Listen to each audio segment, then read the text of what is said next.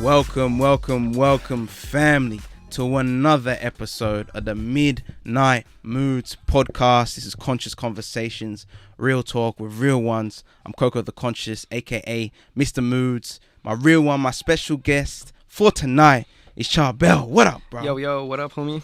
How's it going? Thank you for So being good to here, be man. Yeah, loving it. DJ, producer, and here we go. What was it? Wait, here we go. Event Curator.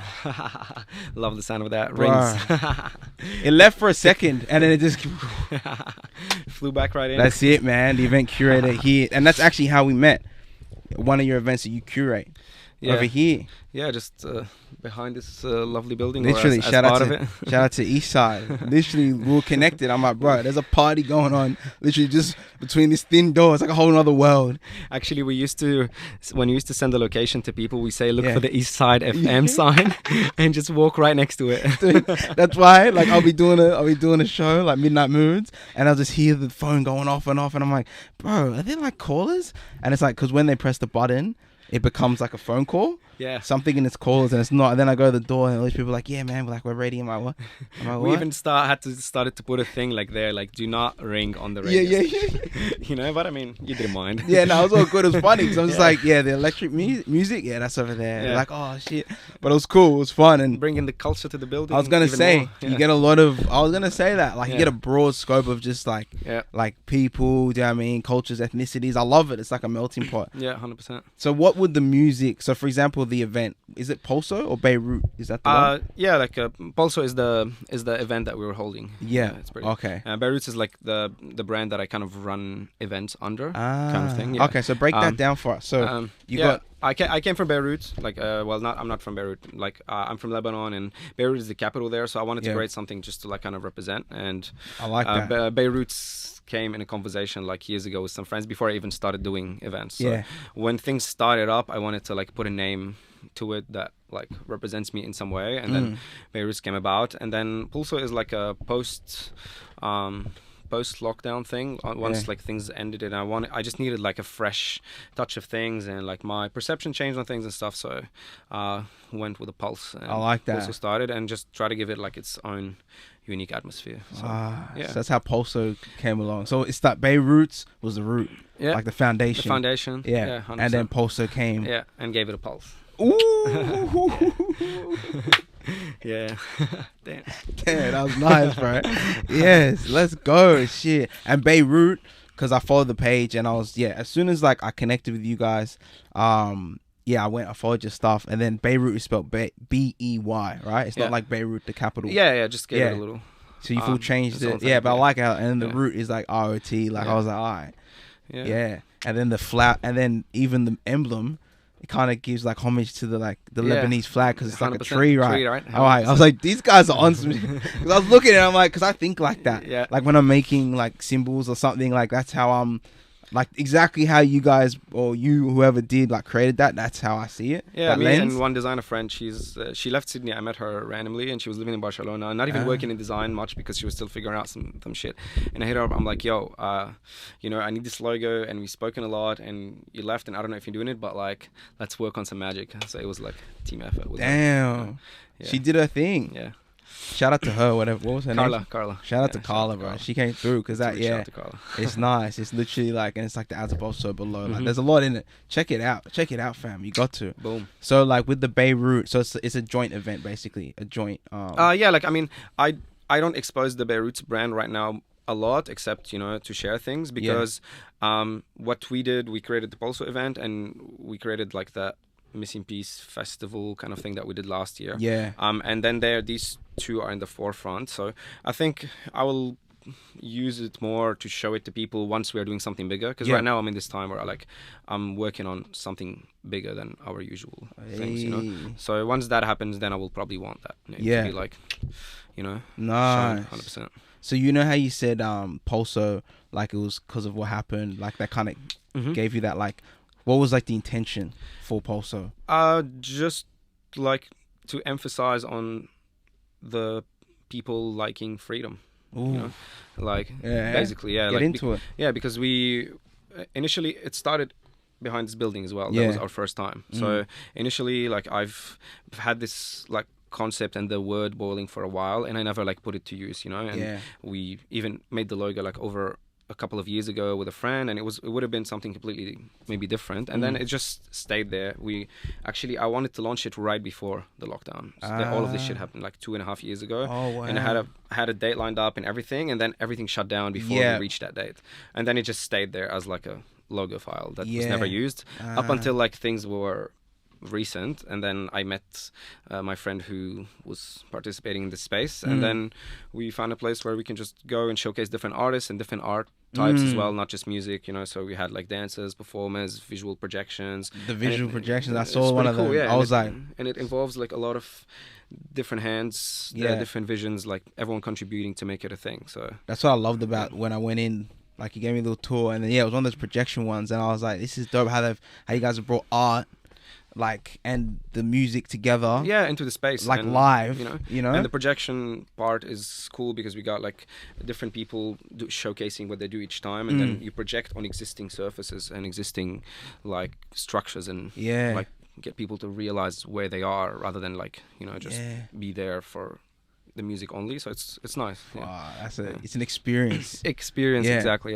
That's why when I was making the Instagram handle, I call it, I'm like Pulso dot, and I needed the word, and I'm like, it's not a party, it's not an event, it's not music only, it's like, and then I made it Pulso dot experience. Like, I forgot it does say experience. You just saying? That just hit me. I'm like, it is the Pulso experience. I just keep it there just as a word. And then now it meets that, really. So like now when you do those events, it meets that. Because each time, almost, it's been like, also we're moving venues and we're moving locations. So I try to find like unique spaces each time to do it in. And so it's not like a frequent event where you can just like walk in every week to the same club and have it there. It's just more like showcasing different types of spaces and showing people that like entertainment can be not in where you find it traditionally, you know. Like, you don't need to go to the same clubs and stuff that you go to all the time. Like, I support the clubs and the nightlife as well, but there's also different types of arts that cannot be happening in clubs, you know, where you need spaces to hang paintings, and when you need to like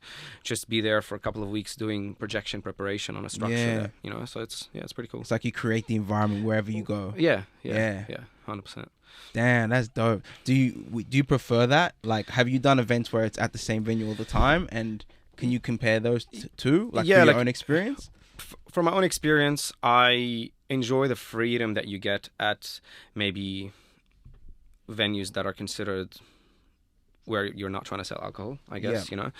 So if it's a venue that doesn't have that, it means that it's just allows you to manifest art in a deeper way, I guess, because it's a venue usually that is a cultural center or an art center, or, you know, like a place that is used for not more than like getting people in and giving them drinks, you know. It's a place usually aimed at the art side of things, you know, where we are not trying to sell you drinks. We are just, this is the product, you know. The product is the music, the product is different artists, you know. The product is performances. That's all we do. I feel you. So I enjoy maybe that a little bit more, because that is more about what I am. So, like it taps into your creative my creative style, aspect of things, and that's where I, like, you know, just trying to display things to people that not only show what I believe in, but like the whole culture behind it, that it's just that I find a little bit not missing in Sydney, but I find it not that frequent compared to other areas in the world. No, that's apparent. I reckon you're right though. I think in a lot of like genres in music in Sydney, you know what I mean? It's just like, it's like still birthing, like it's still getting to that. Yeah, it feels like, you know.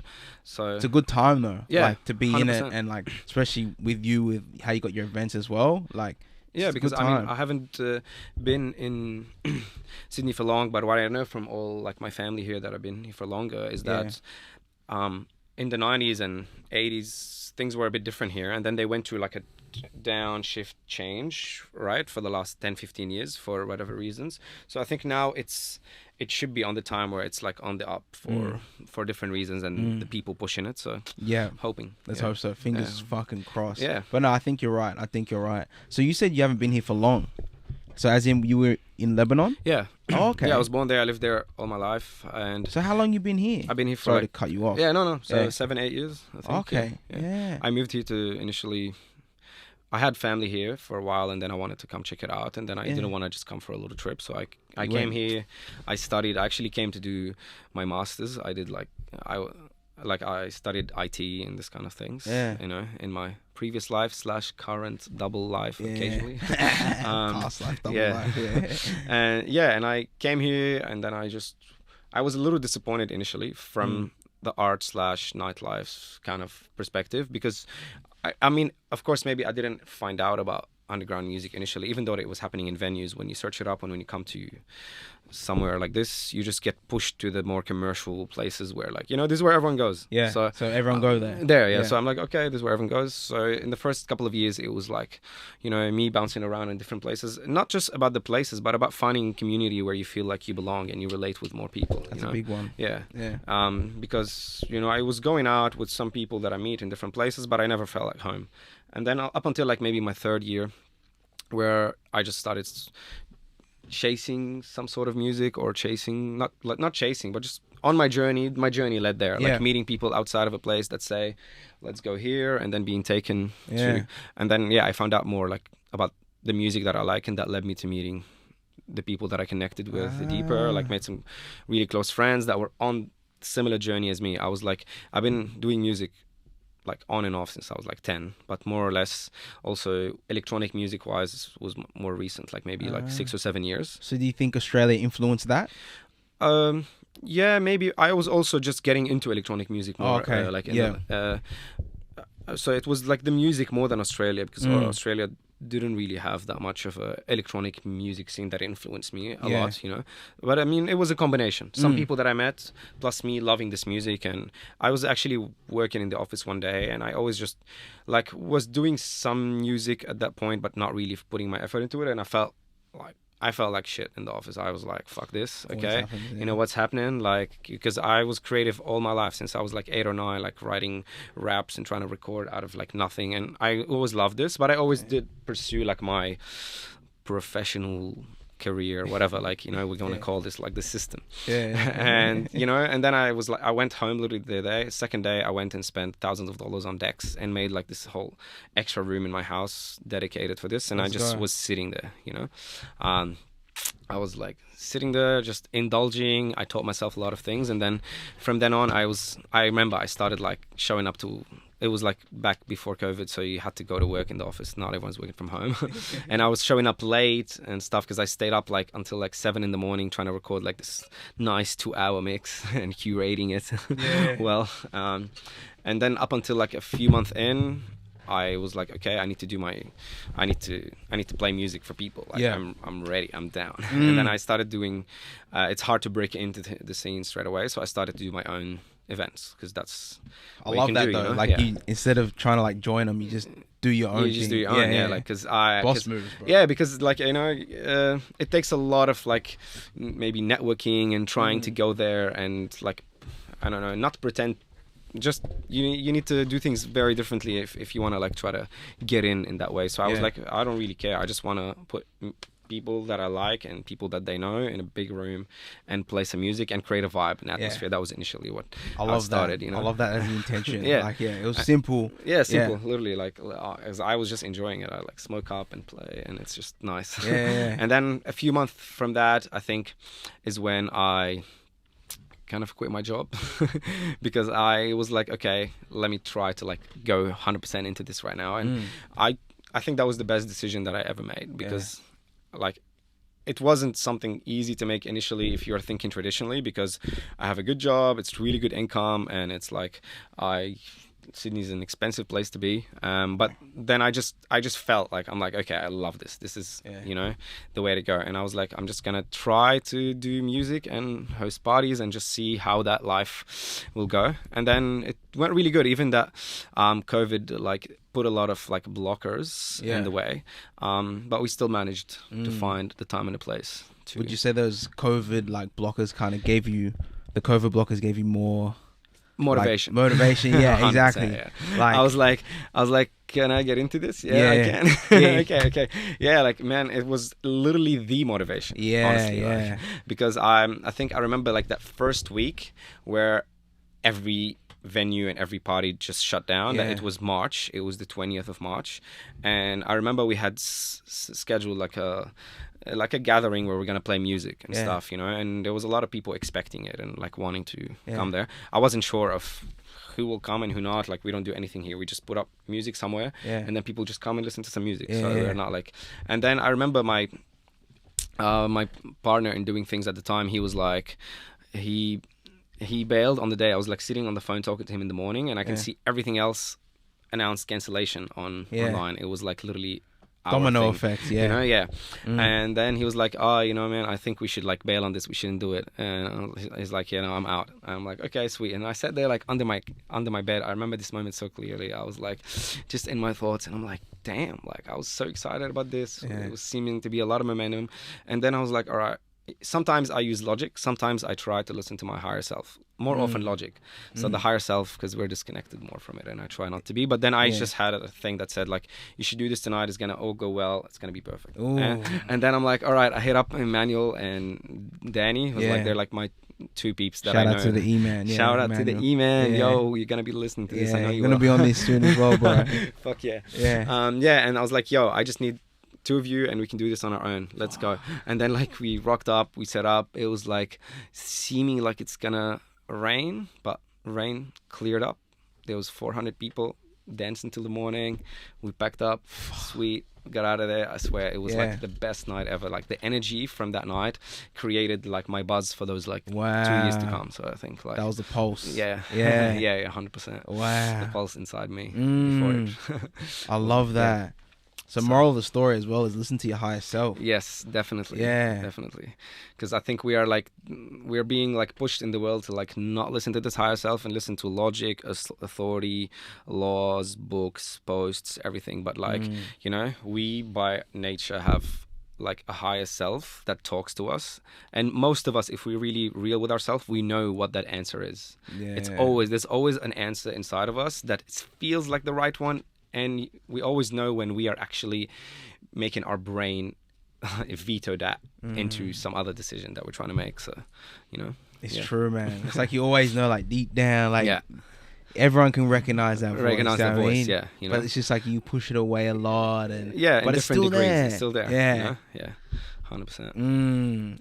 It's crazy, like, because it's like the more you tune into it or tap into it, like the more you kind of get comfortable with it as well, and you trust it even more. Do you know what I mean? Because sometimes, you know, at the beginning, like, you know, when you first see higher self and you're awakening and giving it, you're skeptical, of course. You're like, I don't know, but then when you get confirmation a few times, you're like, and that's I think where you're at your biggest power as a human, and that's the route that I'm trying to explore more in different ways, just so I can tap into that voice more, because that guides you. But, I feel you, bro. So so would you say like when you're say when you're spinning, right, you're on the deck, do you feel that like 100% something just switch? Because I never prepare.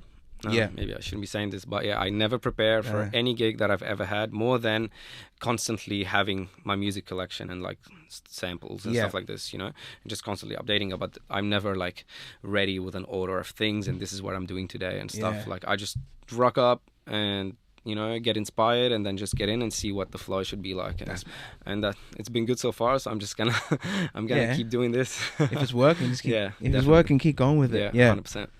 Damn. So you were telling me before about like the process of how you get into the flow. So like you want to tap into your own rhythm. Like say if you're doing a set with a bunch of other DJs, when it's your time, it's like, all right, I got to now kind of like set my own tone, and then I can finally get into, would you say, your pocket, like later on? Yeah, like my groove. Yeah, your groove. Yeah, the rhythm that I like, basically. Can you get into that? Like, 'cause I liked how you were explaining it.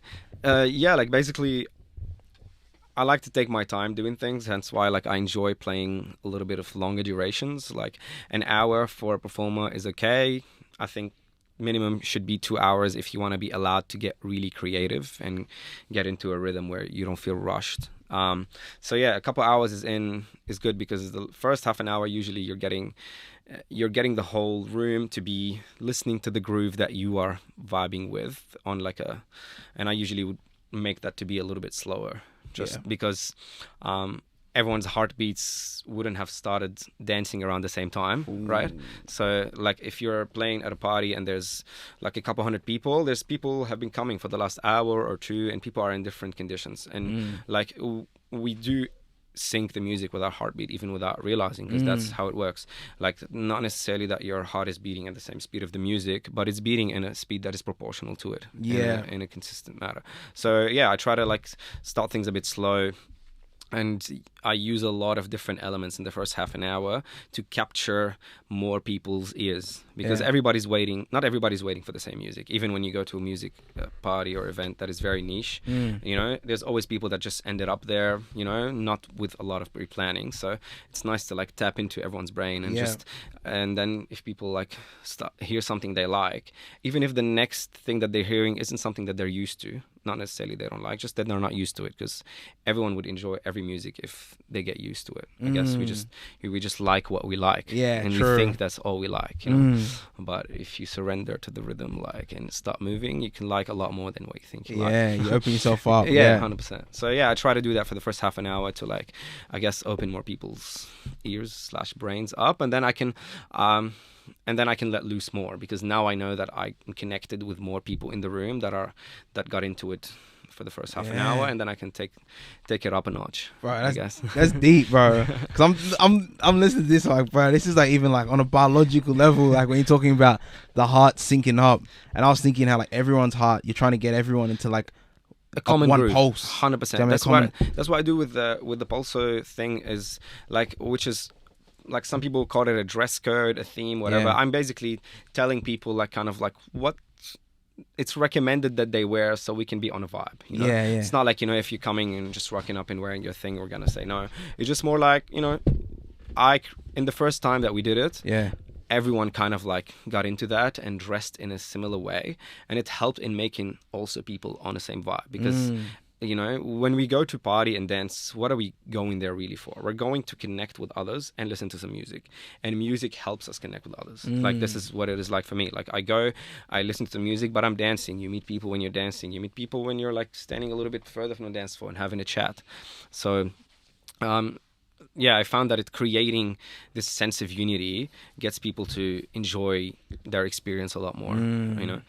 So if you're dressed on with a similar intention, and then you're hearing music in the beginning that gets everyone involved, then you're able to create like my favorite moments, which are usually just 2 or 3 moments in the night for me. Like in a set, let's say a couple hours set, there's like 2 or 3 real moments that make everything worth it. The moments where you get everyone involved at the same time in something, you know, as one. Wow. Like, you know, like when you're building up to a drop that you prepared like for like 10 minutes, slowly leading into it, and then there's like these 30 seconds where it's like the element of a build up, where you know, but not every build up becomes like this, because you know, like, it's hard to create these moments. Like sometimes you just hear a couple hours set and then it just stays monotone, but sometimes when you get these moments where everybody gets involved and you can feel like more people screaming, more people moving, ground shaking, this is like, you know, this is what makes everything worth it. Sometimes literally setting up for hours and extreme circumstances and fighting against like the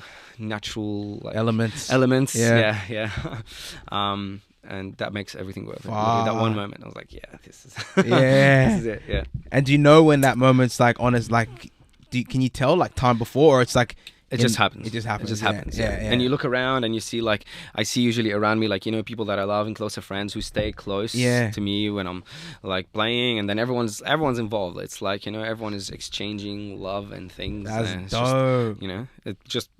This is for me the moments of life. Like, this is where I consider like, this is like nice. Like, you know, this is like us living fully, like unconditionally, loose, free, just like all connecting. You know, it's just perfect. It's simple, but it's just like, it's like that rave scene in The Matrix where like they're all dancing in the rave, where before like the final day where they all might like just die. You know, like, fuck it, like underground in Zion. Honestly, like, this has been like one of my scenes to have replicate sometime in the world. Probably Bro, hard, that's but, actually kind of the vibe though. And now I'm thinking of it. Yeah, If yeah. I was gonna compare it to anything that I've seen, yeah, it would be that because Matrix that scene. scene, right? Like they're all dressed in similar colors. Yeah. They're all like vibing in the same way. They're Yeah. all on the same wavelength because they all know tomorrow might They're be gonna- their last day, you know? So it's a common thing, whatever the common like goal or True. motivation It's kind of is. like like it how you puts say, together, you know? you want them You to just wear the same things, getting on that common ground before, yeah. even before you get to that get to frequency. that- 100%. Yeah. Wow. What are some of the like clothes you tell people to wear, or the Like the Pulso, costumes the Pulso event is more it's a little darker, like the Yeah. vibe. So it's usually like either black or red. Red is my favorite color. Yeah. I mean, I'm not wearing this intentionally because red is my favorite color. I haven't Yeah. worn this in a while, but like, yeah, red is my favorite color, Yeah. and I just find it like hot and fiery, like you know. So, and then people usually wear like things that is mostly black, leathery. That people get into like, you know, this BDSM kind of culture a little bit, like in the sense, not in the sense that like the party is heading towards anything specific. It's just more like a cultural vibe, because it's nice fashion. It's fashion, I guess, you know, like the leather and the harnesses and you know, chains and like latex and stuff like this. It's like I like to wear stuff like this as well, so I'm like, okay, let's see how many people actually would like this, you know. I like that though. That's the fashion thread. Yeah, like fashion for me sits like very close in what I think about when I'm doing things, because like I think, you know, it's cool to create a community and influence people if you like something, to introduce it to them more and make them like it, you know. Like I'm sure some people initially when we did the first party, they didn't have clothes like this, but they went and bought it, and then some people came on the night, they're like, yeah, I love wearing this, you know? Others might been already more have things in their wardrobe, and it's just like, why not? We buy things all the time, so why not buy it to dress for some thing that we're going to, exactly. Nah, I like that, bro. I like that. I like all the elements that you put into these events. Do you know what I mean? Yeah, like it's just, I love it. That's why you're an event curator, bro. Yeah, there's a lot goes into it, the curating, bro. I love that. So how long have you been actually like DJing? You said it was since you were 10. I mean, no, I was into music since I was young, but initially I was like, I was like into like rap and hip hop more, and I wasn't DJing. I was like writing lyrics. And, so started with hip hop. Yeah. Like, oh damn. You know, yeah, that's like what I like. Like literally, my was 50 Cent and Eminem for a recognizable period of my life. Like and a lot of others, so I'm not gonna shout out so many artists right now, but I was listening to a lot of things, and my family, like also my mom used to listen to music. She used to listen to a lot of like, you know, Bee Gees and ABBA and Christopher type of stuff. So and my uncle, who's my mom's little brother, plays so many instruments, so I was like just around music already, and you're soaking it in, you know. Even that, like all that I was being told is like study math and focus on school, but there was also a lot of music playing around me, which was distracting. You can't help it. So and then I was like, I just started like I got this little notebook and started writing raps, and then it was like we started to have computers back then, even that it was a while ago, there was already things. So got this software and started to make like my own music, which is this home microphone in our living room, just recording stuff and sending it out, and people started to listen. I'm like, oh, this is fun, you know. I got into it for a few years, and we was performing a little bit. That's like dope. On like some, you prepare a track and you just go and like showcase a track live, and then like competitions and stuff was cool. Man, and is this in Lebanon? Yeah, that's in Lebanon. Yeah, so I was doing it in like my own language, which seems like ages ago, but it was fun. And then as soon as I was like 17, I guess 18, I was still doing that, 19, and then I was starting to get into electronic music more. It was also a bit of the rise in the late 90s that reached us maybe a little bit later point, or reached me at that point. I guess there was already trance and there was already so much going on, and I was exposed to a lot of it, but I got into hip-hop more initially, and then I was starting to vibe with like faster music, faster rhythms, and then I was like, ooh, this is nice. Bought some little decks, and it's been like a journey where I just always did it for my own entertainment and just sharing with friends. But I don't know why I never was like earlier. I guess I just maybe needed the right motivation and the right friends that like you know, and that wasn't always present to be like, yo, we should pursue this. Like up until I was like 23, I guess, like 5 years ago, 20, even younger, like 21, 22, I was like already like doing parties and trying to DJ more and like curate like a music collection that call it my own, that is like my own style. And yeah, what I told you before was like the moment like 3.5, 4 years ago when I was like need to do this like fully when you quit your job and So bro, it's crazy how it's like, it's always, because it's similar with like not a lot of people, but a lot of creators have that moment where it's just like the job or like that creativity. Yeah, honestly. And it's like, yeah, but a lot of people sometimes it's like in that moment it's like, nah, we'll stick with what we know, or what we know is working. Yeah, 100%. I would not even like comfortable, because sometimes like going to a job that you don't want to go to isn't comfortable, but just secure. Yeah, that security. I mean, because the unknown is on the other side of that creativity, and it's scary. Yeah, because you have bills to pay, and also depends where you live. Like you're maybe not be part of a support group that pushes creativity. You might be in a community of like a lot of people that are just also working in a similar fashion and stuff, and then you like people in your life and your environment affects these decisions a lot. If you have maybe one friend, like just one friend that is like, no, like you should keep pursuing this because you love it, you might change. But usually the ears in your who's talking in your ears is like what affects your decisions as well, I guess.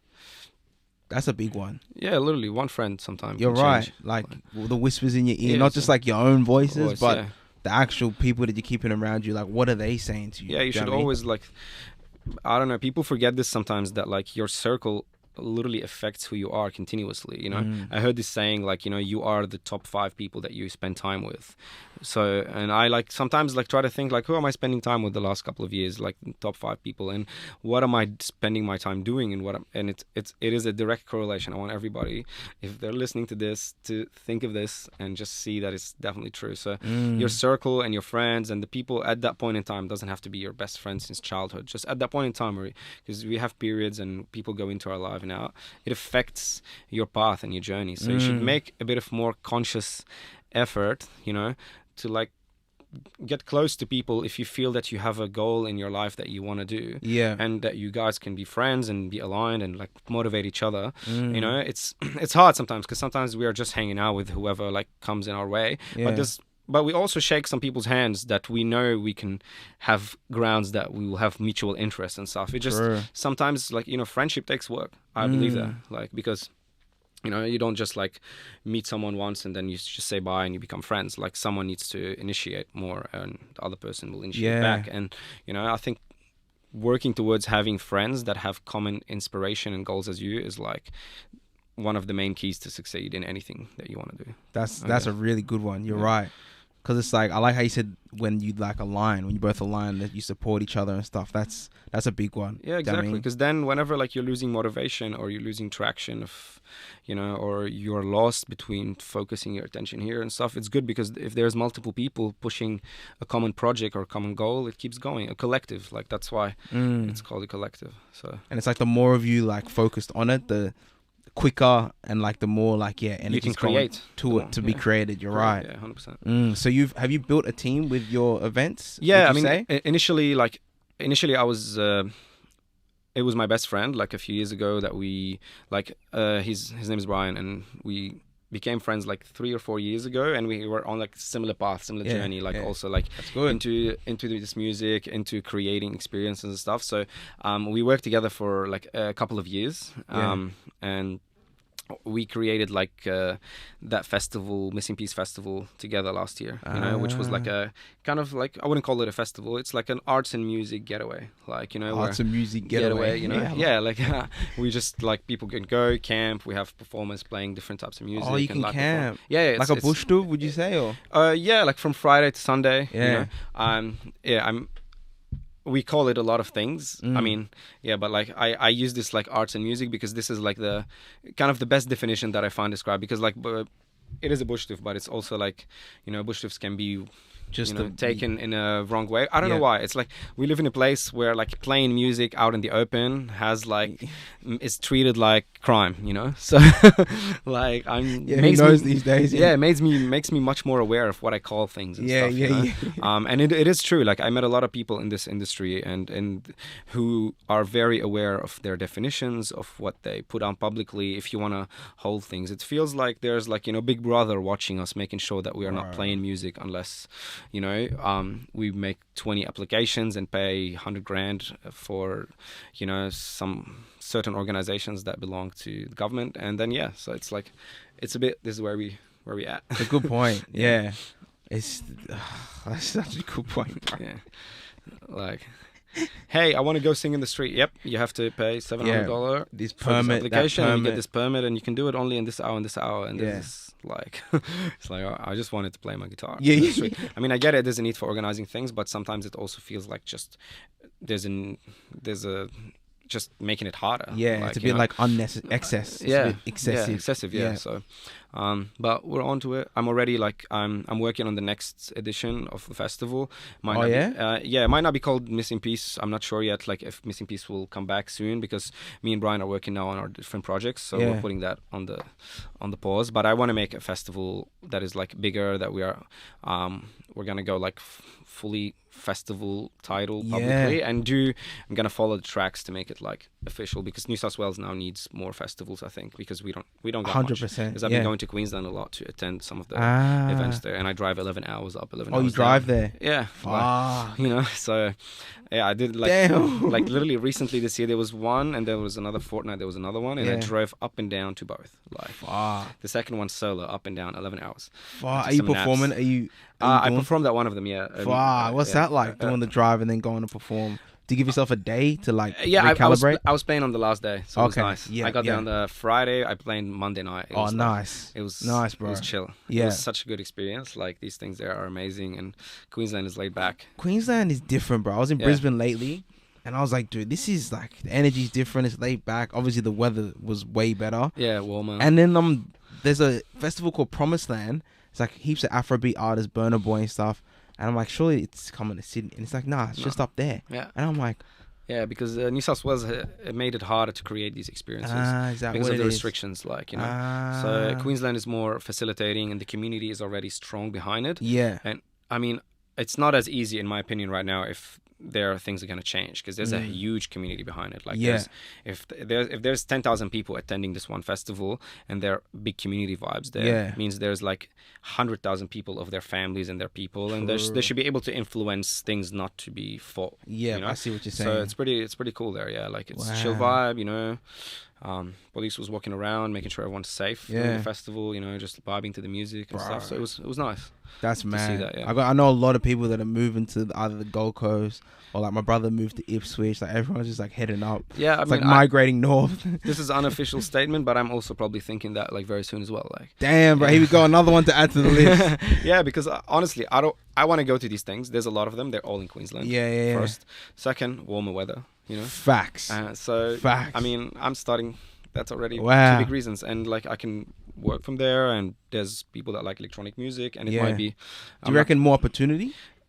Yeah, probably right now. Potentially they might be, because like for me personally as an artist, like not necessarily that I'm gonna go there and start another, like starting do my events there. Potentially I would, you know, knowing me, but also I want to focus on playing in these festivals, because I feel that they're having the greatest experience for artists in Australia to play. Like, so they have like crazy stages, the vibe is amazing, people are beautiful, and everyone just connecting and loving each other. So like, I'm having a great time, and I want to be part of this community more, you know? Especially when it's possible for you. Exactly. So just all I need to be is just not driving 11 hours and driving 2 to make it sustainable with my life, like, not like you know. I feel you. Yeah. Wow. So that's, man, you heard it here first. What an exclusive.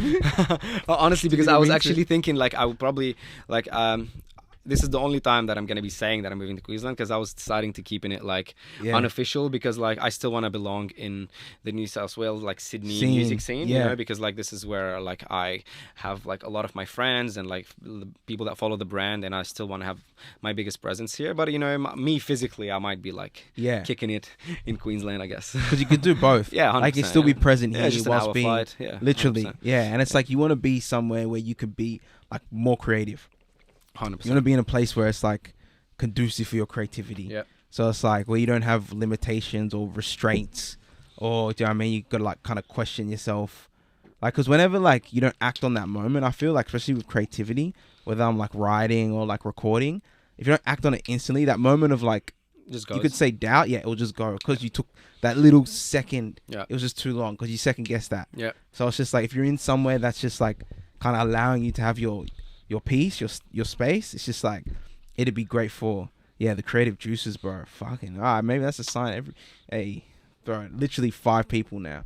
I'm like, wow, that's where it's at, Queensland. Yeah. The weather, bro, and Lebanon. I heard the weather is really like it's nice. I heard like you get both. Amazing. You get like the hot, like the You really get hot. 4 perfect seasons. Summer's 3 months long, no cloud in the sky. Temperatures like 24 at night, 23 to like 32, 33. Yeah, Perfect. Not too hot, but hot enough for like amazing beaches. Like it's pretty cool. it makes a You difference. know, some got snow, like in the winter a few times. Yeah. You know, always snowing around Christmas and stuff. So it's like Proper seasons. it's a vibe, yeah. Yeah, You proper know, seasons. Proper seasons. Like, I like we used to actually take our winter clothes like up and down each. Like, you Ah, know, so because like there's clothes that are winter. Like yeah, winter clothes. like, yeah. So we used to like big put them in a different jackets. storage. You know, Yeah. like bam, and then like take the summer stuff out. I remember doing this every year. You know, with things staying in common, but Yeah. we don't do that here. I think here you just have to No wear 3 way. layers and Yeah, adapt. that's it. Yeah, you on the fly. On the fly, yeah. Or you have clothes that can do both. Yeah, 100%. So I'm true. always thinking too hard. I'm like, damn, like, Yeah, what yeah. am I wearing? Like, it's so confusing. We're going into a venue, but we might walk a little bit outdoor to the smoking area, and like, I don't want to freeze, but I don't want to care too much. It's a calculation here. So man. true. I don't want to sweat too much, Yeah. like in the club, Yeah. but I also like want to have that comfortability. Don't Yeah. have like a cool. It's just like I know what you mean. And It's Sydney, science. it's unexpected as well. So you got to Yeah. have it down to the science. Yeah, it Like hits you with the wind tunnels, and you're like, damn, this Yeah, is my the- bones, man. Like, that's a fact, bro. Yeah. Now weather plays a huge part, man. Honestly, if I was gonna like live somewhere, that would be one massive thing in my like where I'd be situated. I'm like the 100%. tropics, bro. I need tropical weather. You know yeah. what I mean, but it's funny you said the winter clothes. I'm actually Lebanese. I don't know if you knew that, but my mum's Lebanese. Oh yeah, you mentioned. So that she first time, actually, we used to do that as well. But it was really when we were young, like the winter clothes and. Yeah. But lately, like not lately, but the last like probably like 20 years, probably no, yeah, because of the weather's been so like just, sporadic. yeah. 100%. But when you said that, I'm like, man, do you reckon that's a Leb thing maybe or like an Arab thing? Yeah, potentially, because we do have different seasons there. That is very clear to do this throughout my life over Yeah. there. It was very clear. Like you will notice around the same month each year is getting colder, and you start to get a couple of things from this winter thing, and then you're Yeah. like, all right, it's time to like make the switch. Fuck. Like You got to make that switch though. switch. Yeah. Do you reckon? Because like you obviously were born in Lebanon. A lot of like your time you've been in Lebanon. Does that influence your like electric music now? Your DJ? Your... Of course, yeah. Like I mean, I play in my music. I use so much elements from a lot of genres. So Yeah. like on paper, like, you know, people would think I'm playing techno or trance or like stuff that can be like set in a few genres. But I get vocals from a song that I used to listen to when I was like 8. That is like And then you this mix it in? unknown to the world like artist, and I mix it in. Oh, or, that's like, stuff mad. like elements like this, and just. A lot of the times I will just add I'll sample it. So I do a lot of sampling and get like samples out from these like songs like 40 years ago, like in my Fuck. country that definitely no one would have heard here. Yeah. And I'll get those samples and I'll mix them in with beats like that speeds it up and That's stuff, mad. and then just test it out, see what people like. People usually like it. Of course, fucking bro. cool. Like, Dude, everyone, yeah, and especially like, because even you were talking about 50 Cent, Eminem before, how there's some influences. I think it's like Candy Shop or one of them. The sample on it. yeah. I swear that's like an Arab or like something. Yeah. Like I'm Yeah, like of course. 100%. I watched recently this hip hop evolution documentary on Yeah, Netflix. on Netflix. So good. So Recommend good. to watch if you want to learn all the history of electronic music. Of hip hop. Like Yeah, they did yeah. such a good work, and they went through it like from the 70s till now, including all the cities in America, and yeah, I was seeing that everything was through sampling. Yeah. Like literally all that they had back then is just records, cassettes, whether that is, or vinyls or everything, and they were just like, some guy was saying that he was recording like a song by copying from a cassette to another cassette, but repeating the thing if he wants to loop it. So he will like play this loop that goes for 5 seconds, Yeah. and then like play it again and he be doing the record in order to make a fucking mixtape. That's a mixtape. Yeah. That's Like, a real like. that's a real OG like, mixtape. you need, like, yeah, that's OG Yeah. because you need patience. Imagine like our generation doing something like that. Something like that, you exactly, need yeah. patience like a mother. Like fucker, yeah. But they were vibing, and like the whole culture was around sampling, because sampling Yeah. is basically an appreciation for older music, Yeah. being merged with whatever music is more popular or more listened to right now, and then you create a new genres. That's how I think music like Yeah. evolution is happening. Yeah. So I use a lot of samples from back home, like definitely. I like how you said that's like an appreciation for like the song that you're sampling, because some people have different perspectives on sampling. It's like, you know, you're using like I because that think- song's popular.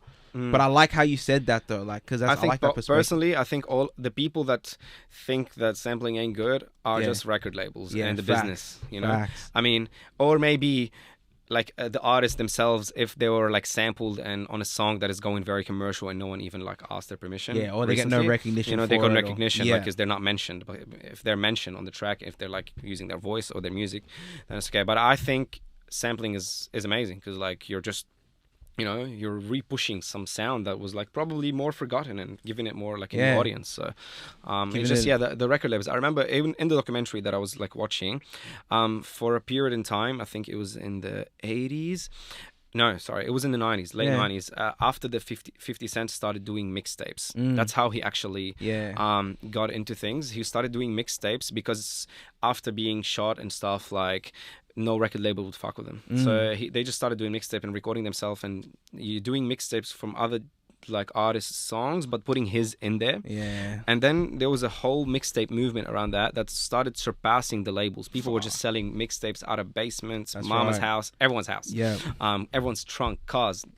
And then I remember I saw like an announcement by the president. So imagine how much, like, there's a lot of money in the music industry, and you know.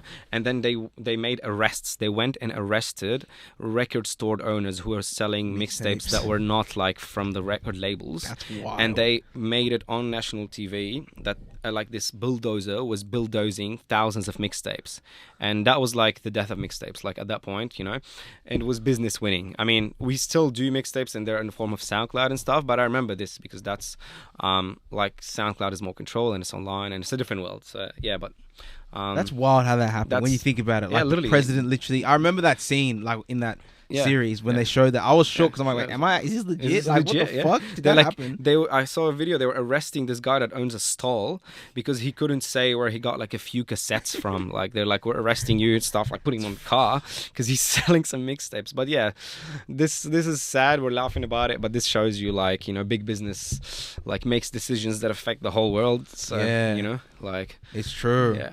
You know, because they stopped getting enough cut out of it, and then like it was like, and they also it's not just about the money. Also, it stopped being like as regulated, and this like, you know, this gives more people a voice, more people a platform, because everything now is more regulated. Like they always want things regulated. Regulated, that's just control, really. Yeah, exactly. Like, regulated is just control. Like we've got to make sure we have our hand on this. On this, you know, because imagine if like some artist like explodes and they have like controversial views, you know, like then that's a problem, you know. So then then we need to shut them up somehow, and we don't want to be going through the effort. So we'd rather like be filtering everyone. Like right now, like you live in a world where, you know, the very popularly accepted artists have to get signed off by whoever signs off, like big record labels and whoever owns and runs these and stuff. So you know, and it's very easily seeable if you look at the music scene from a distance and see. Like, I'm not talking, every music has its audience, but there's also like artists that get followed by billions, which is like the ones that are pushed to the front, you know, where they're playing all on the streets and they're playing in public places and on the radio and every station and stuff. Yeah, this is when like artists are like being pushed to be like idols for the upcoming generations because they got some tick of approval and they fit like, you know, an agenda. You that know? mold. Not saying anything about their music, because like a lot of people are talented. And stuff. Of course. They worked hard initially to reach to where they be, but there's a filter around this. 100%. I like, but it's true though. Like that word regulate. Yeah. Like it's one of those words where it's just like it means more than like what you just think. Like it's just one of those like kind of like sugarcoat words. You know what I mean? Like you need to regulate this. Like, you know what I mean? But regulate. Like, what do you really mean? Control. Like, you want to tax it. You want to take something from it. You want to control it. It's control, take advantage. 100%. Yeah, manipulate it. It's just like let everything have its freedom of creativity. Yeah. Imagine a world like that, bro. Yeah. Far out. Yeah. I imagine sometimes I stop imagining, I stop seeing it, but we got it. We got it. You have to keep that. We have to keep imagining, because like we're recreating this with what we do, and like what I always want to do is influence as many people to believe in this, because some people sometimes lose hope, like even friends in my circle. Not hope, but more like, you know, I'm always the one more like trying to push towards this because I believe in this. Like, you know, it's like we need people to keep believing that we have the freedom to express ourselves without regulations. You know, I get the good sense of the word regulations, which is like, you know, to give everyone like the sense of safety and like, you know, make things more accessible, and also like push things in a positive direction to showcase the artists more, and like, but you know, not in the sense of like trying to control. So yeah, I'm always, you know, resist. Yeah. But it's resisting for like freedom, really. It's a different type of resistance. You know what I mean? 100%. Yeah. But we're probably a bit biased. But I agree, bro. I totally agree. I think like, but I think having that like hope, kind of, not even hope, but just knowing that, you know, can get to that place is important as well. But you're always gonna have the like the dips, the ups and downs with it, and sometimes be like, nah. Like how you said, sometimes it will go, but it'll come back. Do you know what I mean? It will come back, and it's just about holding strong. 100%, holding strong. So who are some inspirations, bro? In my life, like, honestly, you know how sometimes like a lot of people will have a direct answer to this. I don't have a direct answer to this. I just was, I mean, I'm inspired musically by like the closest person to me, who's like my uncle, who's like kind of like one of my best friends. He's young. He's my mom's like youngest brother. We used to live together, and this guy like is like one of my musical idols. He plays keyboard, guitar, mostly any instrument that he can get his hands on. And he never studied much music. He studied for like a few years, but it's not because of studying. It's just he just vibes. Like he performed with me at the Pulso opening as well. Wow. He's a natural, like when he gets into it, like, you know. So self-taught musician. Self-taught, and he's like a vibe. Like he would freestyle with me and stuff. So musically, I listen to him like as my main. Like if I need to get an opinion on something, any type of music with any language inspiration, any speed, any type of music, he's like, I think my main. I love that. You know? I love that it's like someone close to you. Do you know what I mean? Yeah. A lot of people have different ones. Yeah, we lived together for a while, and now we just a bit moved out, but like we'll probably live together again soon and stuff. Like, he's my G. Wow. Nice. I love these self-taught musicians. They're everywhere. Yeah, 100%. Yeah. Like, it's real. Like you were just feeling and listening and like, you know. And do you feel like the people, like for example, like I was talking to you before about like that message that you posted today about how someone said like I feel activated. Like, 100%. Does that hit you as well, right? That inspires you when you touch people. When I touch people through music, this is my main inspiration. This is like that moment that I spoke about. Yeah. And usually that's the moment that leads to something like this. Like someone sent me that text like, oh, best set I ever heard and stuff. Like, I mean, this person got touched in the soul, felt it, like went with the rhythm as like very deeply, and this usually is like what motivates me to keep going. Like everyone like that just like is there in those moments and hearing like the music and just like loving the experience, and then coming like when they see me later, they're like, yo, best night ever, or they give that energy back. They give the energy back, and I'm like, yep, I'm charged up, like you know, honestly, so like ready to go.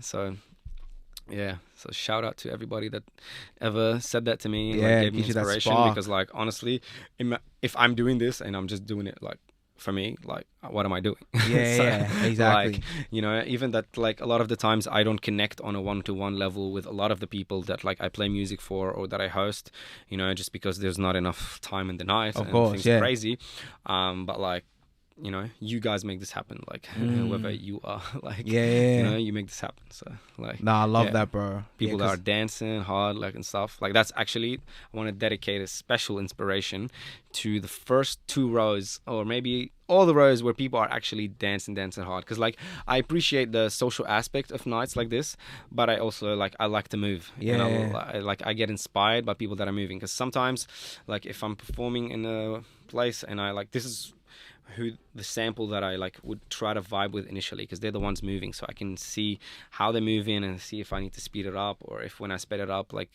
they're moving differently or they're not moving, then I will be like, all right, this crowd is like liking, you know, like the slower like Latin vibes, for example, like, So you're actually learning from the crowd in the moment. Like, exactly. Oh, that's dope. Yeah, and I'll see like how people's energy is moving, and then I'll try to I'll tap into that, you know. So those dances, like the 1-step, 2-step. That's dope, though. I like that. Yeah, that's cool, bro. Like how you see that. Because sometimes I'm thinking like, because you said you don't come prepared, you just go on the fly. And when I'm like at events, I'm looking at the DJ doing their thing, I'm just like assuming they came with a preset. Do you know what I mean? Most of the people that I know do. Yeah, actually. but it's just cool to get Yeah. that perspective. But I also have friends who freestyle. But yeah, most Yeah. of the artists that I know will prepare like entirely. Yeah. Like, kind of what they're gonna be doing. But yeah, Got to like- feed off those. Feed off. Yeah, because I like the creative side of things, and I want to consider it a performance to the maximum, you know. Yeah. So like it's a live performance. I think even when you're DJing, because already DJing these days is made much easier due to the electronization of things, and Yeah. like there's a lot of ways to like do less than when it was vinyl, right? But that doesn't mean that you should just use the technology and just be lazy and consider yourself doing something. I just like challenges, like you know, like do more, play 2 or 3 sounds at the same time, and like tap into your maximum abilities. Like I want to keep pushing myself, or else it's gonna be boring and it's just gonna be a job. Like I again, love that. You know? Yeah, it pushes your creativity. 100%. Yeah, I always try things on the night that might fail and sound like shit. Yeah. They never do. Let's go, bro. Let's go. Tell them how it is.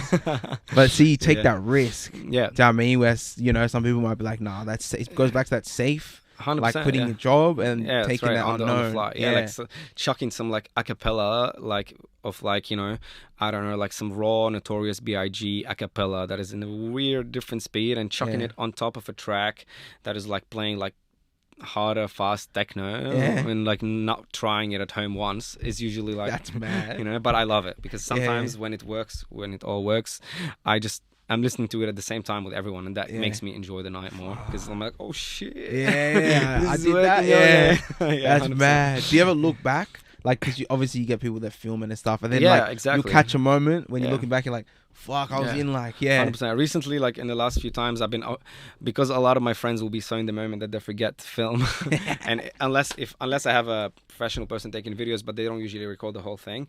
But recently I started just to put like a camera recording my whole set, so I can have access to the whole thing. Like I did it actually on Friday, like 2 hours. I have it all recorded with video, so I'm gonna like browse through it just to listen to different moments and see what I did, like just a little bit, just to enjoy it, like of course, because you're so in the moment, you don't get to actually see the whole, and from a different perspective too.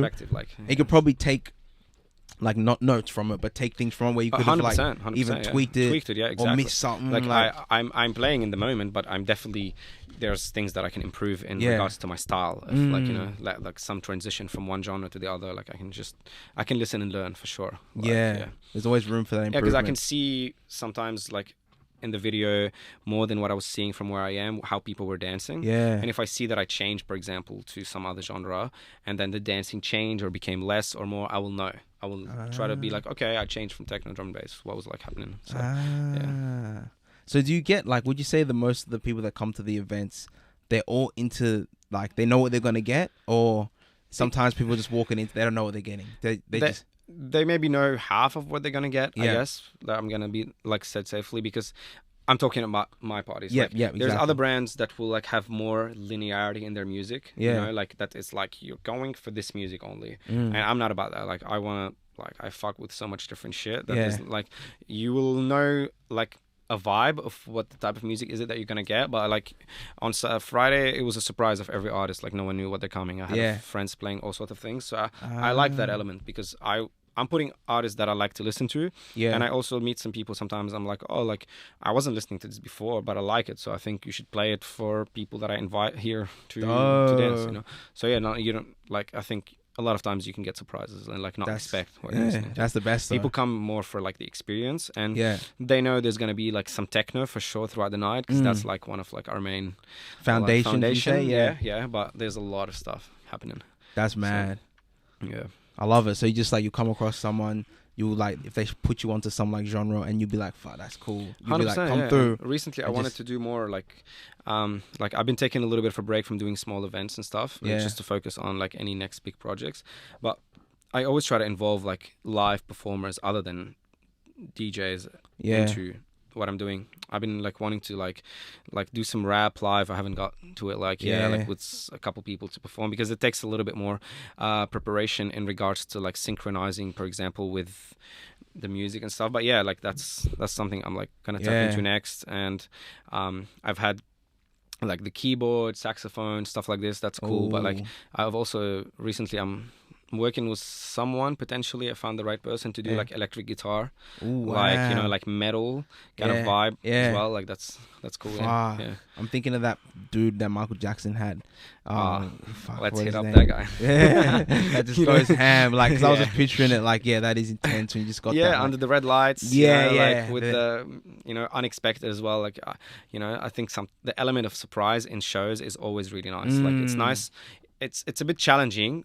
Yeah. When, for example, if you booked an artist like that, let's say I booked the guitar for something and work with someone on a nice piece, not to promote them as part of the event, because then you're losing a bit of leverage, right? True. So you gotta have a brand that you can rely on, or have the ability to put people in the room, trusting like what they're gonna get, kind of thing. But yeah, you know, that's the work. I was gonna say that's a tough thing right there to have that balance. Yeah, 100%.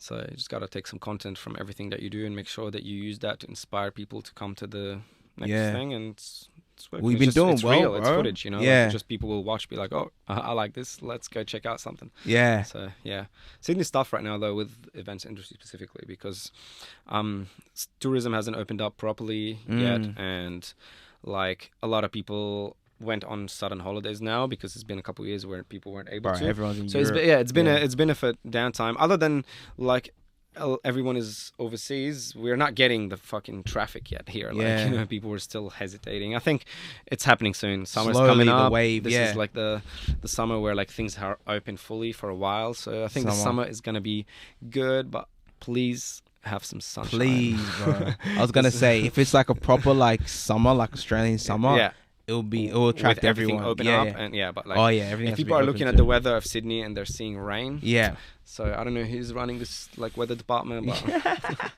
like who's running the weather department? You know, we should call and complain. 100%. Because you probably could. We are. This is it. This is the complaint. That's so true. Have you seen there's this show on Netflix? Fuck, this animated show, and it's called like, I can't remember what it's called, but it's basically about like the shadow government and stuff. And it's like, it's taking the piss though, but it's funny. But it's like they're taking the piss, but they're saying some things where you're like, I don't know, bro. They're just like mocking you as you watch it. Yeah. But fuck, what's it called? I need to figure it out. I will send it to you because it's something that you'd like. Yeah, I believe that a lot of things on TV are mockeries. Yeah, 100%. Like it's like, you know, like I'm not gonna get into this a lot, but like you watch something, sometimes you're like this is made with a certain point of view to show us something that is very clear in front of our mind that is wrong with the world, but we're just happy to sit here and watch it, you know. So like example being is The Simpsons. Like, like I don't know, like I don't watch The Simpsons much. I just catch some episode, but The Simpsons literally has like mocks everything in the world that is wrong with it. Like, you know, so much problems. I'm not gonna even give examples. Plus, there's very obvious scenes of almost predicting events and stuff like this, you know, and it's just like, it means like that there's a pattern that, like, you know, they're basing this show on, and people are just sitting there like laughing at themselves, but, laughing at themselves, like, you know, and just I believe like this is like, I watch television just like everyone else. Sometime I don't have a TV at my place to help me watch less, you know, but I still catch my share of things. But I believe like television, since it started, it's being used to mellow out and push people's mind in a certain direction, whether we realize it or not. And television sits hand in hand right now with our phones that push certain content, but television was the initial thing, like when the box came in the house, you know, the OG. That's the OG of a screen that you look at, you know. We all now base our furniture in the living room around facing a television, not facing each other. Like, you know, I like that one. Like, it's crazy. You're always thinking, when you're doing inspections and stuff or buying a place, like, oh, where's the TV gonna go? It's your first question in a lounge room, you know. Not like, oh, how we can do this place so it's a vibe, so we can spend fucking time with each other and our family, like, and talk, you know? As a family. So, like, that's deep, bro. So I'm not basing my rooms off television. Yeah, but that's so true though. Like, house inspections and stuff, it's always like, it's like the centerpiece. 100%, Fuck. Like, it would be like a fireplace as well back in the day or something, like, do you know what I mean? Yeah, but now they put the TV like in front of it and you don't even have fire there. Like, oh, you have the fire on the TV. On the TV, literally, like 100%. Shit, that's when you know it's a bit backwards, eh? So that's so true. I never thought of it like that. Yeah, the television, bro. That's like, what whatever we're watching right now on Netflix and on all other platforms. Netflix is a big one because they have a lot of content. maybe I won't even remember this, but I probably will, because that's how I think. Like, in 20 years, sci-fi future things that are being shown there are realities. Yeah, facts. This is facts. Like, 20 years ago, if you look at what TV was showing, what's happening now is reality of the 20 years ago show. You know, like the people were flying in suits and flying places and having a projection and talking to someone on the other side of the world. And like 1970, you'd be like, yeah, sci-fi. Yeah. You know, it's there. It's just technology doesn't get released in the world that quickly because it's very groundbreaking sometimes, and it just gets held off and put into products and first used by military, and then it's like shown to the people. You know, I was gonna say, so all the tech that we get that we think's new. No, it's military for 40 years. You know, and like it's new to us. Yeah, and this is not conspiracies, guys. Conspiracy is just a word created to diminish real things. Any person that has logic can look at things and interpret them. You know, this like a lot of words that get created, they get created just to give narratives that are real less value. Like so right now there's this buzzword conspiracy theory, but like it's not a theory when it's a past event based on facts. I know that there's right now we live in this age of like not like disinformation but misinformation. There's a lot of information out. There's like over information, and that confuses a lot of people on what they should believe in and not believe in, because there's so much content and the ability to create, but there's some things that are a bit clearer than others. So this word conspiracy is like, it's just a buzzword created to like diminish the value of like you know, fucking facts. You know, so like just look at things, do your own research. Like don't rely on like watching the main channel of news and be like, this is what's up. Like own research. I don't mean like first two links on Google either, because that's also like like part of the media. You know, you got to look at both sides as well. Look at both sides. Like you know, dig in. Like you know, go to like go to blogs, go to Reddit. Like go to places where like things are not filtered. They're not by an organization. See what people are saying. This is where you can know what's up. Like, but you know what it is though. People just like it's just too much for people. Too much. You know what I mean? Too much. Not everybody wants to Sometimes, like, I get that, but I have fun with stuff like that, to be honest. Yeah. Do you know what I mean? I'm like, this is actually like fun. Like, for me, like, I'm just like, I get a little kick out of it. Yeah, like, right. This is mad. This is cool. Yeah. Get down this rabbit hole. Like, it doesn't have to be like something that's going to change your life forever. You don't have to move to a hut in the middle of nowhere. It doesn't have to change your whole fucking life. But like, it's good to know. It's good to open your mind. Like, since you're watching so much television that sometimes is rubbish for you, you can invest your time in finding out about things that mean something. But, you know, like, when you're 4 years old and you're put into a school and you're being fed information, not looking for it, then you're just going to keep being fed information, because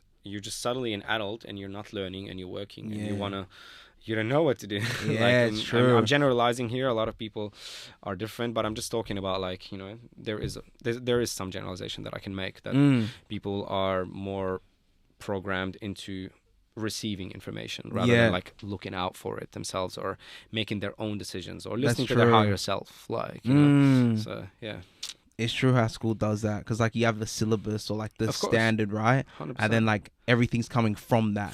So what you learn is, and you stay in that, and like you're being graded from that, and you are less good, and you are shown less fucking love even by your family if you're not doing good. If it's like this type of traditional, of course, where like you know, some people are different, but like this is what's up. So you sit there, you're 4, you still don't even know all, like you don't know nothing.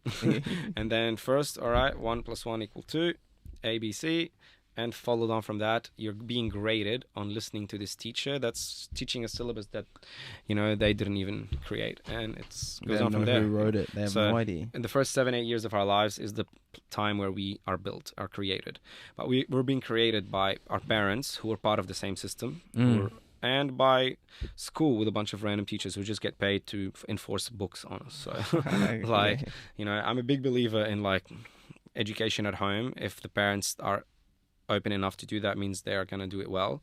But it's hard to do in the current world, because like you need both people to work and stuff. And I'm seeing this a lot more recently though. Like strange, there's like a lot of people, especially in the last couple of years, are resorting to like getting out of the matrix. Like I'm a part of this Facebook group, and I thought in the beginning it's not going to be that active, you know, but there's hundreds of thousands of people. It's like literally about getting off the grid. Wow. And some people building like a commune, and and it's not like just like what they're gonna be probably labeled as, like, you know, I don't know, random hippies. No, these are families. They're like people like that are selling their homes in cities and in places and just moving out back with Yeah. a few other families just to live, like, you know, like whether it's in a camp event, whether they're actually, there's different ways to do it, but like, you know, escaping from a traditional system and teaching their kids like just more simpler values, and they can work on the land and sustain themselves almost. There's degrees of how off the grid you can get, of you course, know? yeah.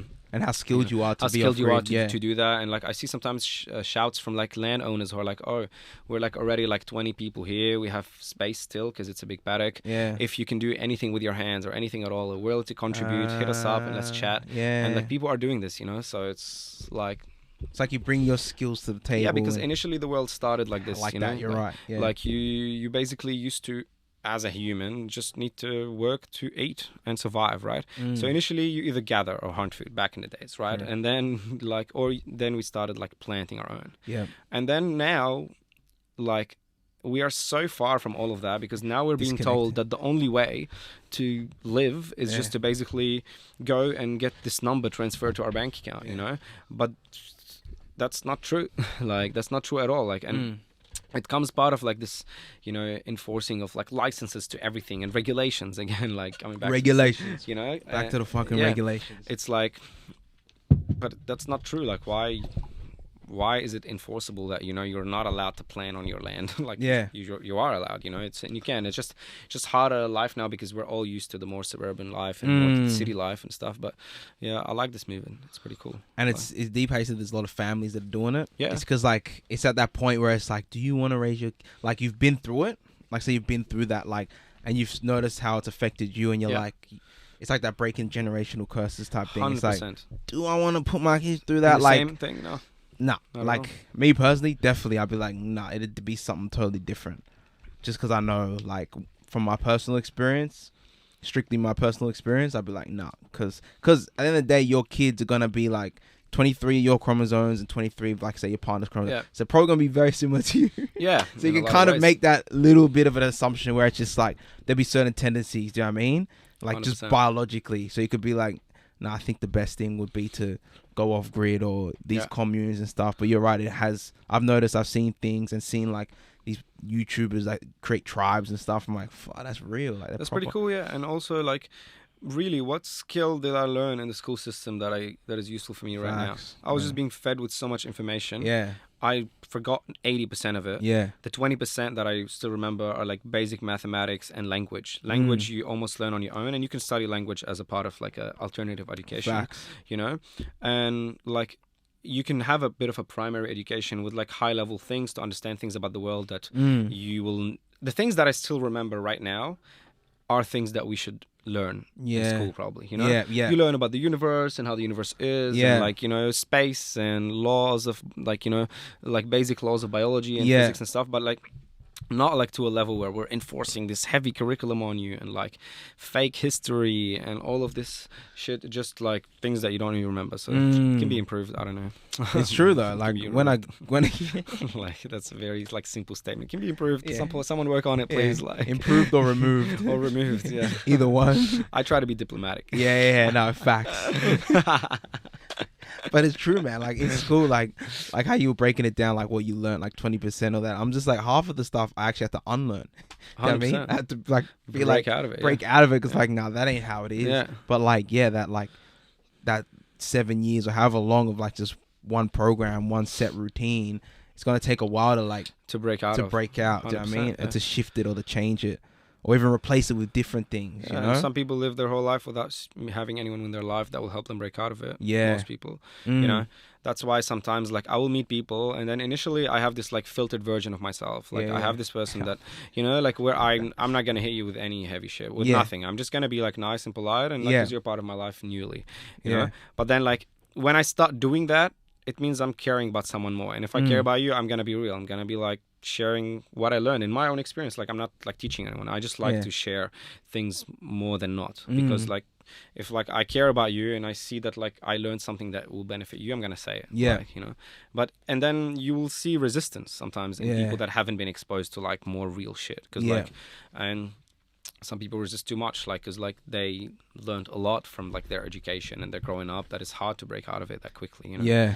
And yeah, at this point you either invest more time because someone means more to you to try to like Snap them out of some situations, and sometimes you don't, and that's life, and you have different friends, and you got to know when to when it's the vibe, like, yeah, to do that, when like your higher self says say more, I guess. Yeah.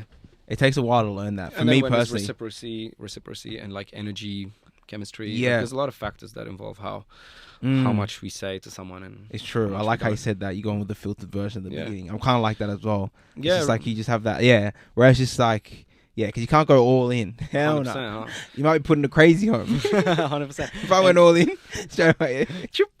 Especially in like in what I do, for example, it involves interacting with sometimes hundreds of people on the same night, right?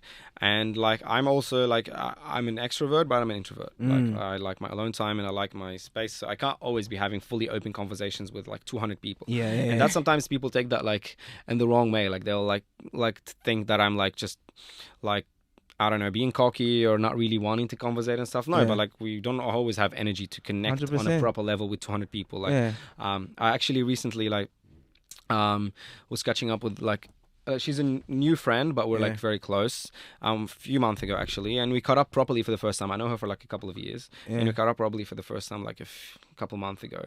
And like after 20 minutes chat or something, she's like, "Yo, like you are not like I thought you are." And she repeated this for like a few weeks of us like chatting and stuff, because she's like, because like I'm like, you just saw like my public like version, like my filtered version, you know, the version with the wall, because like we're in this environment where I'm not gonna be like vulnerable like, with 200, 300 people that I don't know. Like, you got to kind of protect your energy. Exactly. In those situations, for sure. It's okay to protect your energy. Like, you know, sometimes people feel that having up a wall is bad. No, it's good. Like, you know, like we exchange energy with everyone that we interact with. So, you know, we can't be our raw self all the time. Like, you know, saying that is not realistic. Like, maybe you can, but you need to have been enlightened as fuck. Facts. You need monk mode for that shit. 100%. So. It's so true. It's just knowing when to like, knowing your spots. Do you know what I mean? And you learn that through time. 100%. And experience and like fucking going all in, and then someone being like, "Oh, well, you're crazy guy." You know what I mean? Be like, okay, so now I know like where the line is. Where the line is. I pushed the line though. You got to toe the line to know the line. You know what I mean? That's a bar. You got to toe the line to know the line. I got to remember that one. Man, what are some other hip hop influences, bro? I love Tupac. You like Pac? Notorious B.I.G. Like NWA were great because they were like all about that rebellion. That's your like that fire. 100%. Yeah, they were like a group of like young individuals like who made a collective, who were in that time like being oppressed as fuck and representing like a huge community of people like them that are being oppressed. I'm like, yo, like these motherfuckers like God, she's real. And like they did some shit, like, you know, they were like shut down by police on stage, you know, heavy like stuff, you know, when like they sang some songs that were like banned, supposedly a song that was banned. What? You know, gets more and more crazy. These examples here, you know, the president coming in, songs getting banned. It's like, what the? Like, you know, and this was ages ago. Do you know what I mean? And if people still look at the world and be like, yo, we live in a free country, no, you don't. Like, no, you don't. Like when you can have hundreds of police officers show up to a music event. And like shut you down from saying what you feel like, and you're like, whoa, so like we can say whatever we want, right? As long as we're not hurting anybody. So, but they always like, the NWA was sick, and they never changed. Like they stayed. Do you know what I mean? They never like let fear or any of that get to them and be like, okay, now's my cheese. Like, you know, Eazy-E died. Ice Cube is a legend. Dre is a legend, and others doing some good shit as well. Facts. That West Coast sound was different. 100%. It's different. It's got a different feel. I remember when I went to Compton for the first time. Oh, you been? Yeah. What was it like? Bro. Like, I mean, I got out of this, like, we were staying in, like, Long Beach, I think it was, at the south. And, like, I didn't know LA much, and we took this hotel in Long Beach. I didn't know that we're gonna have to be taking this train all the way up to the places with like the more touristy shit. So we're always crossing through Compton. It was on the line. That blue line was hectic. Like people the blue line. The blue line. That's what it's called. Like, you know, like people were walking like around with like fucking sound systems on their shoulders and like Black Label bottle and this fucking blunt. And I'm like, yes, this culture is alive in here. Like, you know, Compton was sick. I didn't get to go to much places because I was just solo. Yeah. And I didn't plan for this trip, so I didn't have friends to show you. You need people to know there. Like I walked around the street, like, you know, you hear the music blasting from places that That's like mad. I vibe with and stuff. But like I definitely need to go again to like. Yeah. But you can feel the energy in the people there. Like literally, even just being in the train station. Honestly, You can feel that energy. You can feel the energy. Wow. Like, you know, like I felt that I related a lot. Like, because like I was listening to this music since I was 8, like a lot, and I was listening to every word of it. Like, and it was very descriptive fucking music. So facts, like very descriptive. So, how long ago was this when you? 3, 4, 5 years ago. Okay. I think 5 years ago. Yeah, I had just like I've been living in Australia for a couple of years. Yeah, and I was finishing my uni. And my uni was like so expensive, so I paid a lot for this uni. So I wanted like to get something back out of it. So I found this grant that like I used to get them to pay for my LA trip. Shout out to UTS for funding that trip. Go. I just did the marathon for 2 days, and I was partying for the other 10, and you guys paid for this. So I'm letting you know now, like this was some gangster shit. You paid for our food, for our hotel, like for our tourism, like everything, like even drinks. So shout out to you all. You probably won't hear this, but like, you know, this guy going straight out of Compton. Straight out of Compton. He doesn't give a fuck. I love that, bro. Wow, I didn't even know that was possible. Like, you get grants like that. I dug into it. Basically, if you're representing the uni overseas in a competition, you can apply for grants, and there's also some other type of grant like for like doing something else. And then I applied for both. I found like a hackathon or something. It's a competition where you like design some idea and pitch it and stuff. It was 2 days. I found out one that looked cool. It was like right in downtown LA. I made a little pitch deck. I pitched it to the uni like, yo, I want to do this, and made the application, and this is what we're gonna represent the uni there. We're gonna kick some ass, you know. I found a couple younger friends who like I brought with me. They were like not even 21. They couldn't get into any of the venues. They were like 19 and 20. So I was like just kicking it solo. And then we got the money. We're like, all right, let's go. And we actually won first place in the competition. Really? So we represented. So you you did your thing. Yeah, we did our thing. Yeah, we went there. We went there first place. So we deserved it. Yeah, 100%. Like, you know, so it was cool. That's mad. There you go. All the uni students out there. You want to get creative? Honestly, like people didn't know this at my uni. No one ever done this. But look at your university's grants. Unis here have some good programs. Like not all of them, but the big ones, which have a lot of students. Dig through it, take advantage, go overseas for free. Bro, you heard it right here. That's dope. I never knew that existed. That's so cool. That would have maybe given me a bit more incentive to stay in school. Stay or do some shit. Yeah, 100%. Like shit, that's possible. Because you get creative with the pitch and stuff. Yeah, exactly. And I only did that just because I'm an international student and I was paying a lot of cash up front for my uni. It's tough on the international students. Exactly. I paid like 80 grand for 2 years, so like of stuff. But if you have Hex, you can still do this. So then you're winning. You're really winning if you got Hex. You know, You're using double the money. Fuck. Bro, that's crazy though. 80 grand. That's crazy. Yeah, like universities in Australia get most of their funding plus profit from international students. Like there's a big market. It's a big industry. So they have like marketing agencies in the big countries and also all around the world to try to get people here. They got marketing agencies. Marketing agencies, literally. Like Australia is a marketed country. It's literally like if you go across the world, they have like these videos. Like there's mockeries in the music scene about these videos. Like the New South Wales Tourism, they made this video about our nightlife like 2-3 years ago, and it was like very fast, a lot of lights. They like lights and they spend a lot of money on lights, you know. And like it showed cinema and stuff, and it showed like some dancing, and it was trying to basically sell this idea that Sydney is a nightlife city. And we're like, no, it's not. Like everything shuts at 9, and there's no music events after 2. It's not a nightlife city. But like they spend on their marketing, like it's a country, and they made it look like it was look like it's like more vibe. That was what actually got me to move here in the first place, because I didn't know. No way. Yeah, I mean I wanted to come and study, but like I also wanted to explore other places and like try like, you know, I don't know what we'll call it here, more like, you know, big city vibe, like, you know, nightlife that is 24/7 and stuff. And I didn't do much research on it. I could have probably did some research, but like the research would have showed me the marketing videos. So like, wow, I came so and then I found out like after that it's big city vibe with like town nightlife. Literally, like 2-3 a.m. is what my home country has. Even we used to go all night and like have live music all night. Beirut goes fucking fat. It goes off. 24/7. Like you 24/7. You got 24/7 things for sure, including food, bars, you know, like stuff like this. Yeah. Wow. So it's not everywhere 24/7, but like you got the option. Yeah, like, yeah. You know? So it's like there. Yeah, 100%. And would you say there's a bit of a majority or minority that like can go. Do you know what I mean? As in like, when I just realized how I said that majority. As in like, is there a lot of people that go real late? Like, is there like, is it a huge vibe? There's a sunrise culture. Okay, sure. Yeah. Like you can follow there's a couple pages on Instagram that always show the videos there, and there's sunrises every week that are full, you know? So it's a vibe. Like it definitely has a better nightlife than Sydney in that regards. Yeah, like in regards to like, you know, freedom and going all night, even that the people there are going through so much more and they have access to so much less, but they love the fucking party. A sunrise party. You know? Yeah, like, and going till the sunrise. Yeah, that's what I'm thinking. Yeah, so it's not, it doesn't start at sunrise, it ends at sunrise. Oh, it it's ends halfway. in the daytime, like, yeah, 100%. Yeah, there's this like cool club called BO18. Yeah. They used to be like a bunker in the wall that has like this metal kind of opening, and it goes on in the night, and then like it kind of can open in the morning, and then just you see the sun, like, just, you know, it's sick. Like, and there's a lot of that's mad.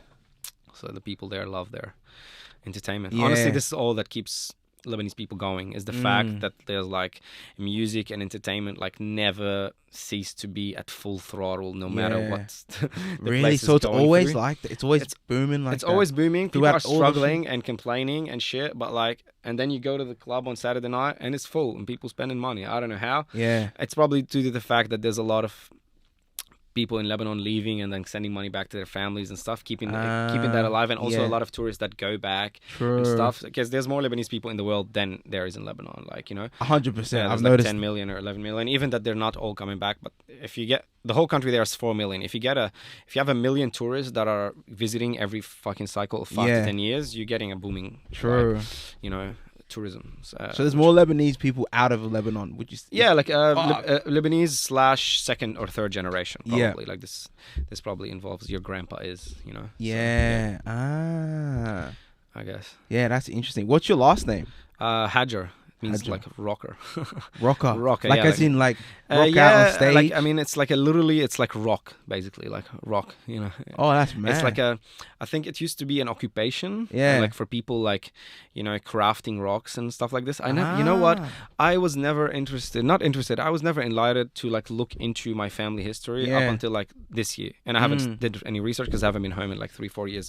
But like the maximum that I knew was my grandpa. Yeah. You know, and from both sides of things. From my mom's side, I knew more. Like, I used to ask more about the parent of my grandpa and stuff. But in general, I never looked back. And I'm pretty sure that there's a way if I need to research a little bit. Because I'm curious. Trace it back. Because I want to trace back some shit, like to find out more origin of the last name. You should, bro. That'd be dope. Yeah, because I'm starting to realize the value of your ancestry. And like, you know, I've been finding out a lot more about generational traumas also in the last couple of years. So I'm very interested in knowing how that is affecting me, because that will help me grow and snap out of a few things, honestly, because sometimes we don't snap out of something because we don't even know that it's there. But if we can find out some things, this will help us, like, you know, break more of like any generational negative thing that is affecting me, and also learn more from any positive thing that I didn't know about. So it can be a lot of answers can lie in your like in your bloodline, in your 100%. in your heritage. It's so true. And it's like how you said, like, you could have these tendencies that you have like to play out, and it's like because of that great grand 100%. And like you'd never know that until it's in your genes, it's being passed along. Exactly. So, and then I think like we've also like lost that, like especially in the West world more, like that culture of like having your grandparents where you can like see them all the time, because you know they put them in nursing homes, you know what I mean, like here, so you like disconnected from. Normally you have that type of, especially in Arab families where you talk. My grandparents' place was like 1 minute from mine. Yeah, for like most of my life, still is.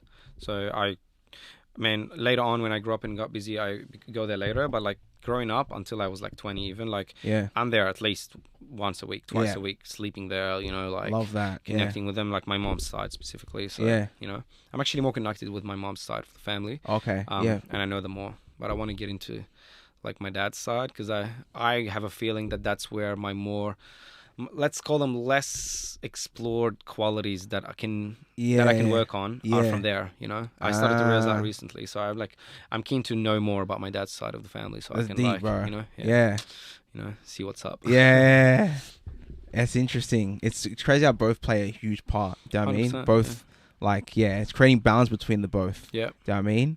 It's true, man. Because when I was younger, I was definitely like really fixated on like understanding my dad's culture more. My dad's from Ghana, so but then like when the older I got, I'm like, wait, but like, cause my grandma from my mum's side is here, but my grandma from my dad's side, she has passed, but she was in Ghana. But I'm like, I should like look what's already here for me to like, do you know what I mean? I'll learn from and absorb, because there's so much like knowledge and wisdom from like your grandma or grandpa. They've been through a whole big ass life, you know, bro, full life. Do you know what I mean? Like, imagine how trippy it is for like your grandma or grandpa, like their kids have kids now. Yeah.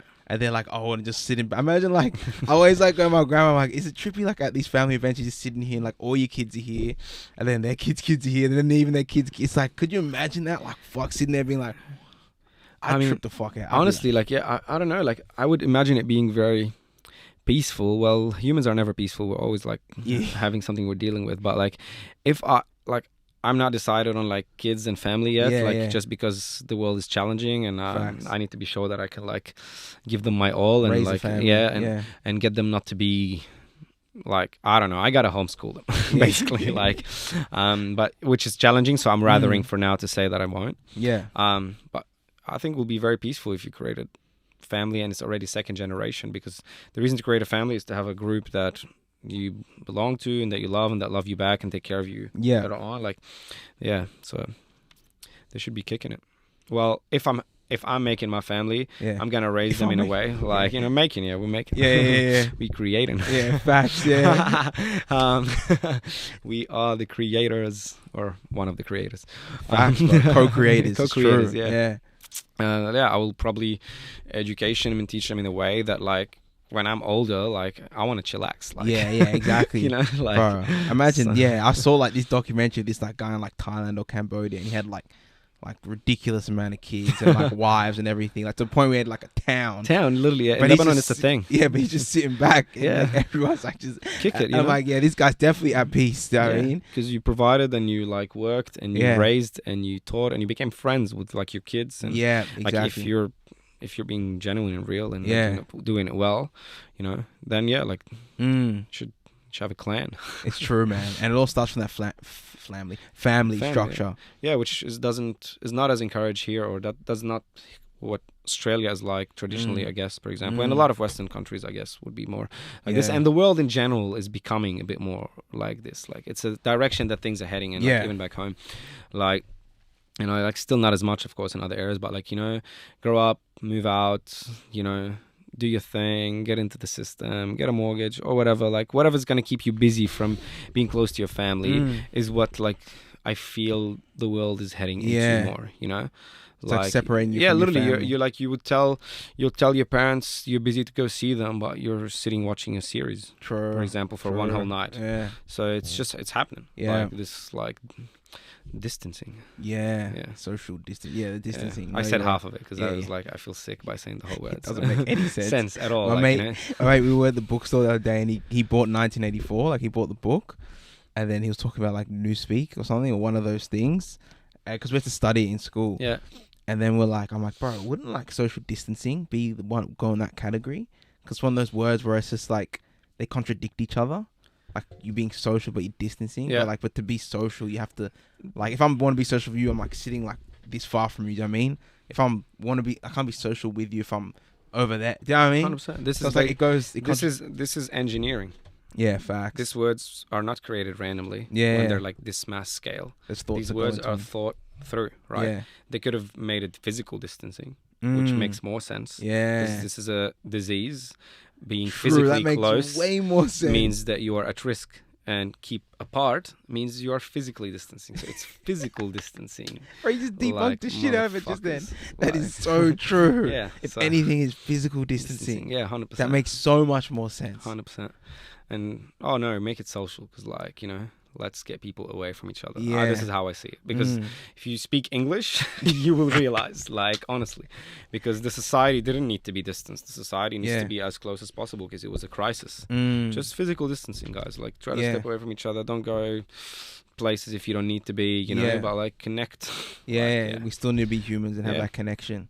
That's 100%. Our fundamental, like, that's true. Funny. Physical distance. I like that, bro. I like that one.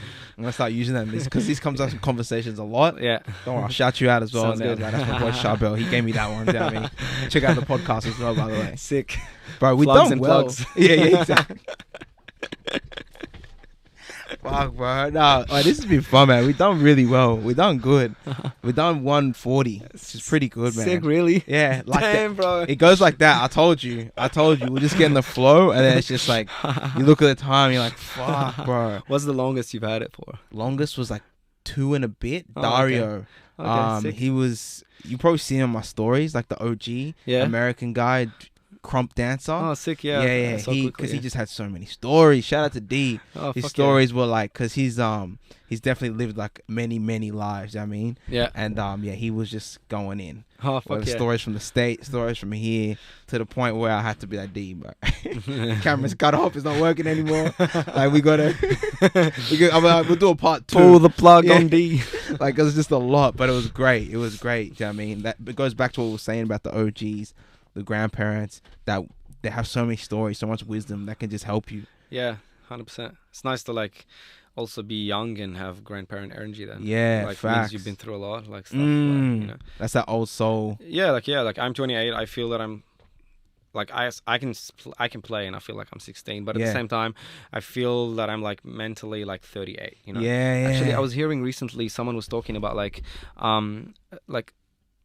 point in time, I forgot where they referred to, like where culture was like it's an Aboriginal culture that they basically did not have an adult age.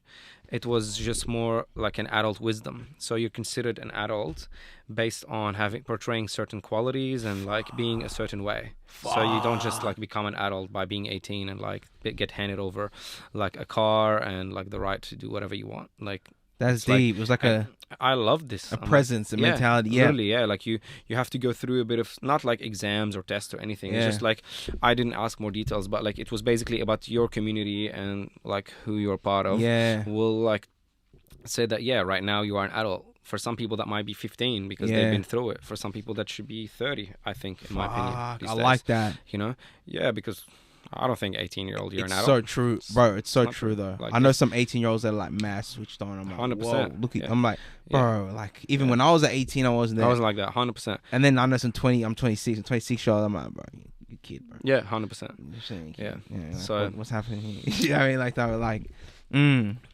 yeah, should bring that back or bring that. Yeah, bring that, forward. bro. A lot of it comes back to like indigenous cultures. Yeah. All the answers are in all these like ancient, bro. Even just like I was talking to this. Shout out to Mohit, this Indian brother that I met. He was talking about how like in his like town it was like, okay, let's go like to the Western world. Like that's where all the answers are. That's where all the success is. Do you know what I mean? And like happiness and all that. And then he's got to this place where he's like, man, all the answers and everything that I was seeking was under my nose, as in my own culture. Like in the Indian like culture, like for his spirituality as well, because he's starting to have this like spiritual awakening and stuff. And he's like, it was under my nose the whole time, but like we're taught and then like we're fed to believe that it's somewhere external when it's under your nose. And you probably would get that vibe with like Lebanese culture as well. Like all the answers are right here. Yep. You're just being distracted and point to other things. Yeah. That's all. Why? I realized that a lot in the last 2-3 years. Honestly, like I vibe a lot more right now with a lot of things that I didn't think are as valuable before. You know, like where I came from and how things are and all that. Like, you know, I appreciate what I had more growing up. Wow. Let's say right now after seeing new faces of the world. Yeah. So, it's where it's at. Yeah. Would you go back? Have you been back? Yeah. I mean, I haven't been in ages. It's been 4 years now because I usually would want to go every couple of years, but last couple of years I've been shot. Yeah. And I was gonna go this summer, but I feel I have a bit of like unfinished things that I need to hear, like just to need to do a few more things because I want to go for a bit of more extended period of time. Yeah.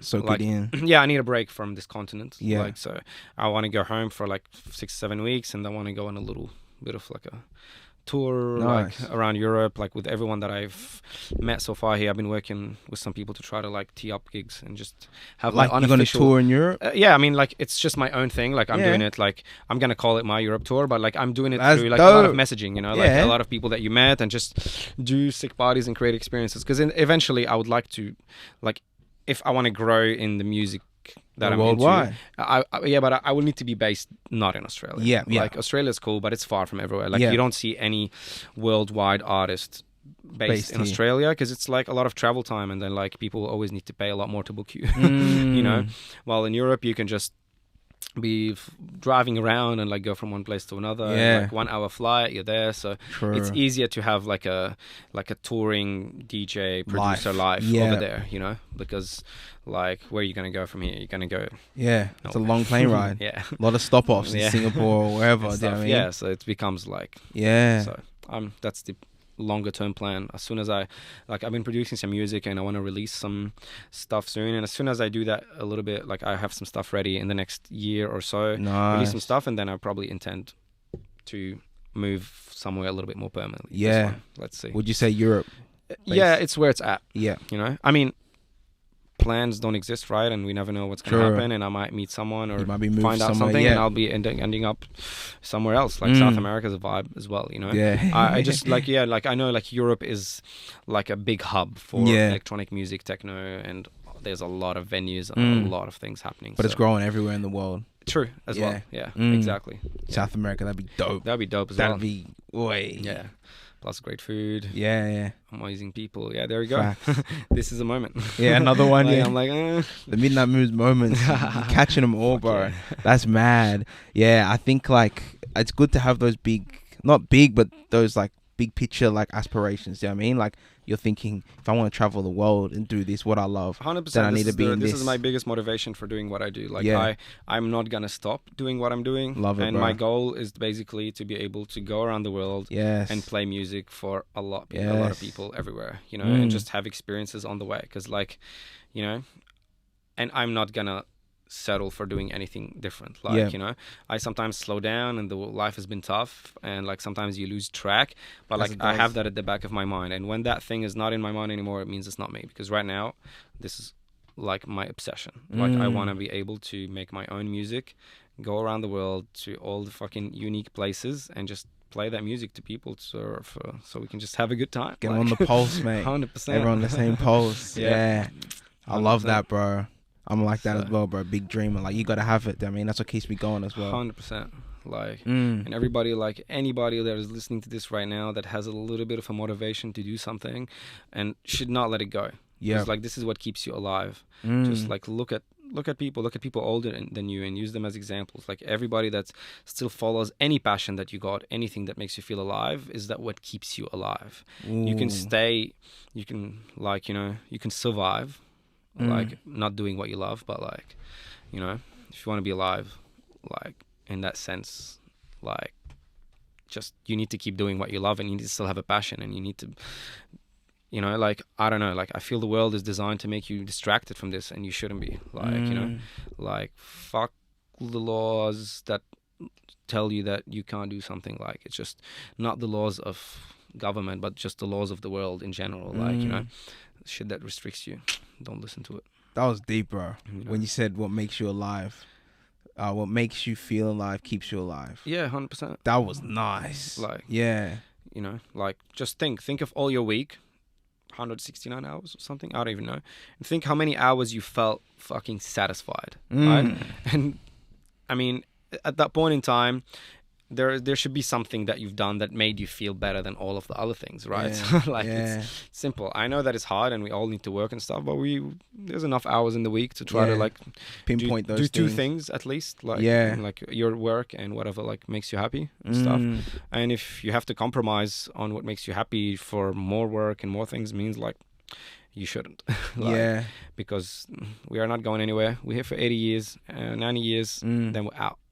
You know, like exit, literally. We exit, you know, and you are not building anything. You don't need to leave like a whole inheritance. You don't need to buy a house because like it's gonna take you 50 years to pay, and then you just fucking gone before you even live there, and your like kids will fight over it, like you know. So just like follow your passion. Like this is what it is. You're living right now, this second. This second is life.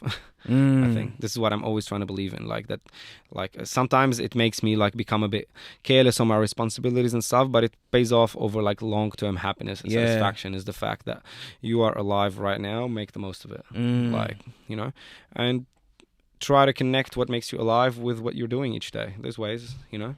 Like, I'm not saying that everybody should like be a musician full time, but there's so much things. So you might like to cook, or you might like to cook. Keep cooking. Like, don't succumb to this like takeaway culture. I'm just giving examples here, you know, so like more people can relate. You know, I like what you're saying. Yeah, like you know, you drive fast cars for a living, for example, like. It's pretty fun, but you don't have to be doing it for a living fully. But like, if you're part of some culture that, you know, you go and drive cars, race them around in a safe place, and like have some fun, drive cars, like anything. I'm gonna stop giving examples now. No, like, you know, it's good, but I fuck with it. Like, people need like quite a few to just just the vibe, because I'm not just talking about myself here. Like, you know, like I know that not everyone relates with everyone. Like, you know, just think of you and like who, like what you like to do, and just try to do a little bit more of it. And when you don't have much that you're like passionate about right now, like some things can be just a hobby. Just do it a lot more. You enjoy it. Like, you know, this is important, honestly. It's true, man. It's true. When people used to tell me when I was like, oh, find a hobby, like it'd be so like not cliche, but you just hear it so much, it kind of like put me off. But then like when I started, just like they started gravitating like towards me just naturally. I was like, oh, I just created that as a hobby. I didn't realize, but these are my hobbies now. These were just things that I enjoy doing. But 100%. And like right now, it feels like the generations coming up and what's been coming up for years and a lot of time. Like, it's like, oh, you're 18, and then when you're an adult, your entertainment can be to go out and drink. Yeah. Right? I mean, there's music playing and stuff, but this is what you get. You hear music earlier all your life, but like, you know, you can go out and drink. So there's a lot of the population and how it's being pushed towards now is like work a lot. You probably don't like this job, but you're doing it because like this is what's happening. And then as your entertainment, you can go and spend your money on going out and drinking and eating and stuff. Like, eating is nice, but like, I'm talking specifically about this entertainment part of things, you know. So drinks in Australia are expensive, and all over the world, this is like how it works. You know, you go out and you spend a lot of your money on drinks and just to try to find happiness, because this is what happens. You see some people like in a mess at like 9 p.m. just because like they really wanted to like lose themselves as quickly as possible to get away from who they are. Like, I'm talking about extreme scenarios, which is very common, you know.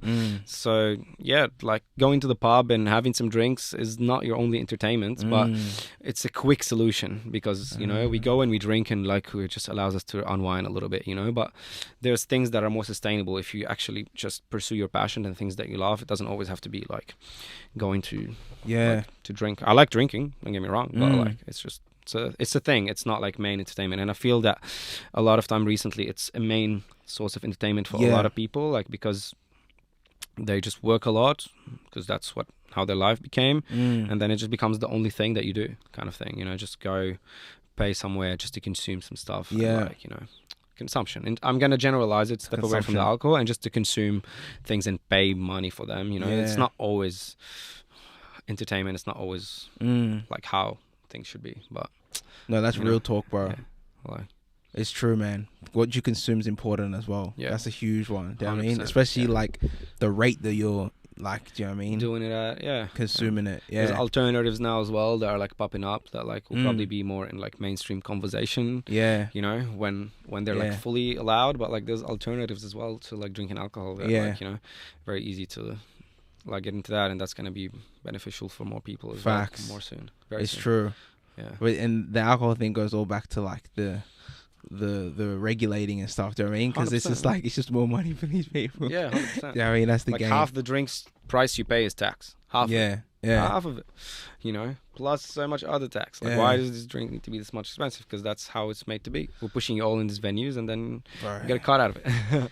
You know what I'm saying? So nah, these fucking tax things do my head in. I was talking to my mate about this today, because I was like, I would just learned that super, like they spend your super or some shit, like. So like my super company basically go and like gamble my super. Invested in things, like, and then like if they lose it, then I lose it.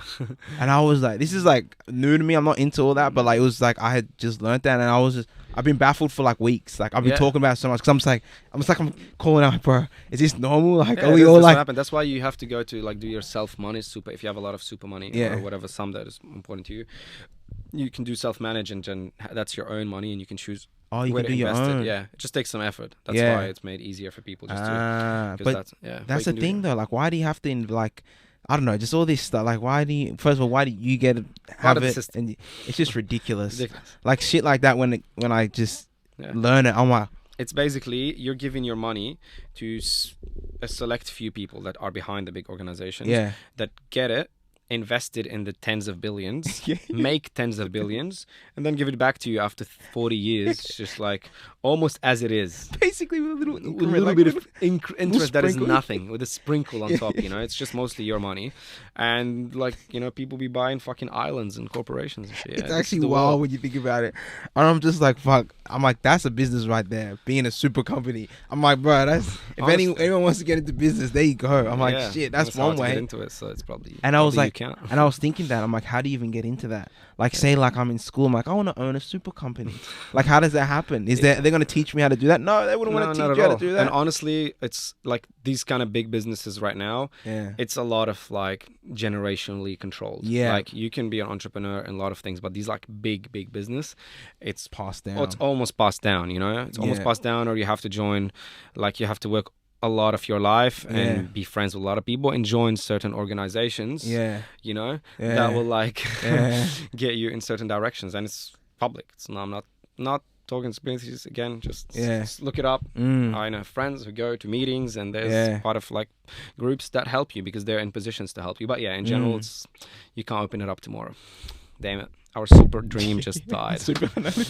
I'm not here telling people, go. That's where you should go. Go create a super company. Nah, it ain't that easy. You gotta trade in some things. You know what I mean? You gotta talk to a mirror, and there's gonna be a face there, and it's gonna be like you gotta talk to you know.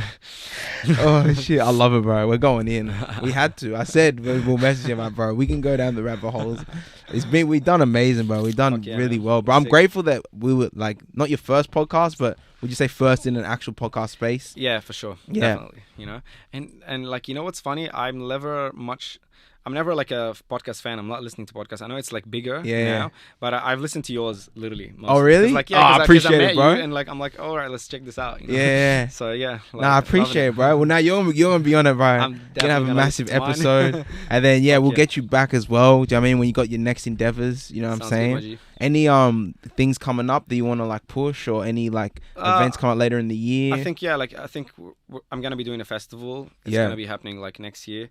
Nice. Still early stages, nothing announced, but like I got the land, my eyes on a certain location. Ooh, let's go. That can fit a lot of people legally. So let's go. So this, and when I do this, I want to involve like as many people out there as possible. Let me know when it happens, bro.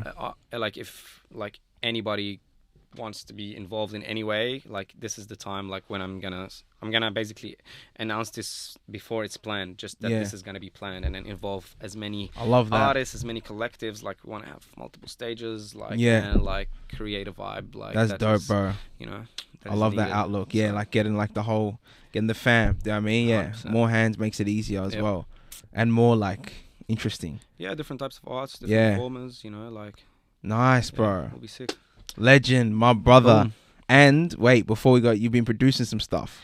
Yeah, 100%. When does that drop? Also, like I think February is gonna be first one, like how it's lining up. Yeah. Okay. Yeah. Easy. So I'm gonna announce like soon when that will be released exactly in Feb, and then February first track coming out. Yeah, that'll be the first one. Yeah, like first EP. I'm trying to have 2 tracks, so on one little. I love that. My first album was February as well, bro. Yeah, there we go. That's the time. Confirmed. It's meant to be, bro. February is the time. Maybe so Valentine's Day. That's when that's when I'm. Wait, did you say it as like? Did you know that I dropped on Valentine's? I dropped on Valentine's Day because my birthday. Oh, sick! So it was my own birthday present to myself. So literally, I dropped it on Valentine's Day. That's okay, crazy. There we go. Dude, that's real time right there. This guy did not know. It's just sign, bro. I literally dropped the Valentine's Day 2021. That's a sign, and also a commitment to myself. Because the second track is nowhere near finished or really? So, which is good because like, I have that one done, but like this, the second one that I'm working on that I want to be in this album is gonna be. That one needs more time, more love. Yeah, 100%. So you got time, bro. Boom. Yeah. Oh, I love it, man. And where can they all follow you and find and stay connected to get Charbell.music on everywhere. So, and shows up like on Facebook, Instagram, like, and my SoundCloud. They're all Charbell.music. Yeah. I created that handle like years ago. And I've thought about changing it sometimes, but like music is the core of things for me. So I just keep it like that. Keep it like that. Yeah. So that's your name, Charbell. Bell. Yeah. Actually, my real name is Charbell with 1 L. and my DJ name is Charbell with 2 L's. I just added that other L because it looks like more symmetric and it sounds like more of a ring, like emphasis, like bell, you know. So that's. I like that. Like I thought of it. You know? Yeah. That's dope, bro. Boom. My brother, thank you for coming through the podcast. Man, this was sick. Man, yeah, bro. I appreciate you. I thought we were like half an hour in, and then you're like hour. Oh, yeah, shit. We kept going, bro. Look at that. I just realized we're at 2 hours now. Boom. You asked how long. There we go. We've done it. My brother, Charbell. Appreciate you, man. Thank you for coming through to the Midnight Moods podcast. Conscious Conversations, Real Talk with Real Ones. Coco the Conscious signing off, aka Mr. Moods. My brother, thank you once again. Till next time. Boom. And good luck in all your endeavors. Whatever you need, let us know. Do you know what I mean? My man. My brother. Thanks, all right, everyone. Peace.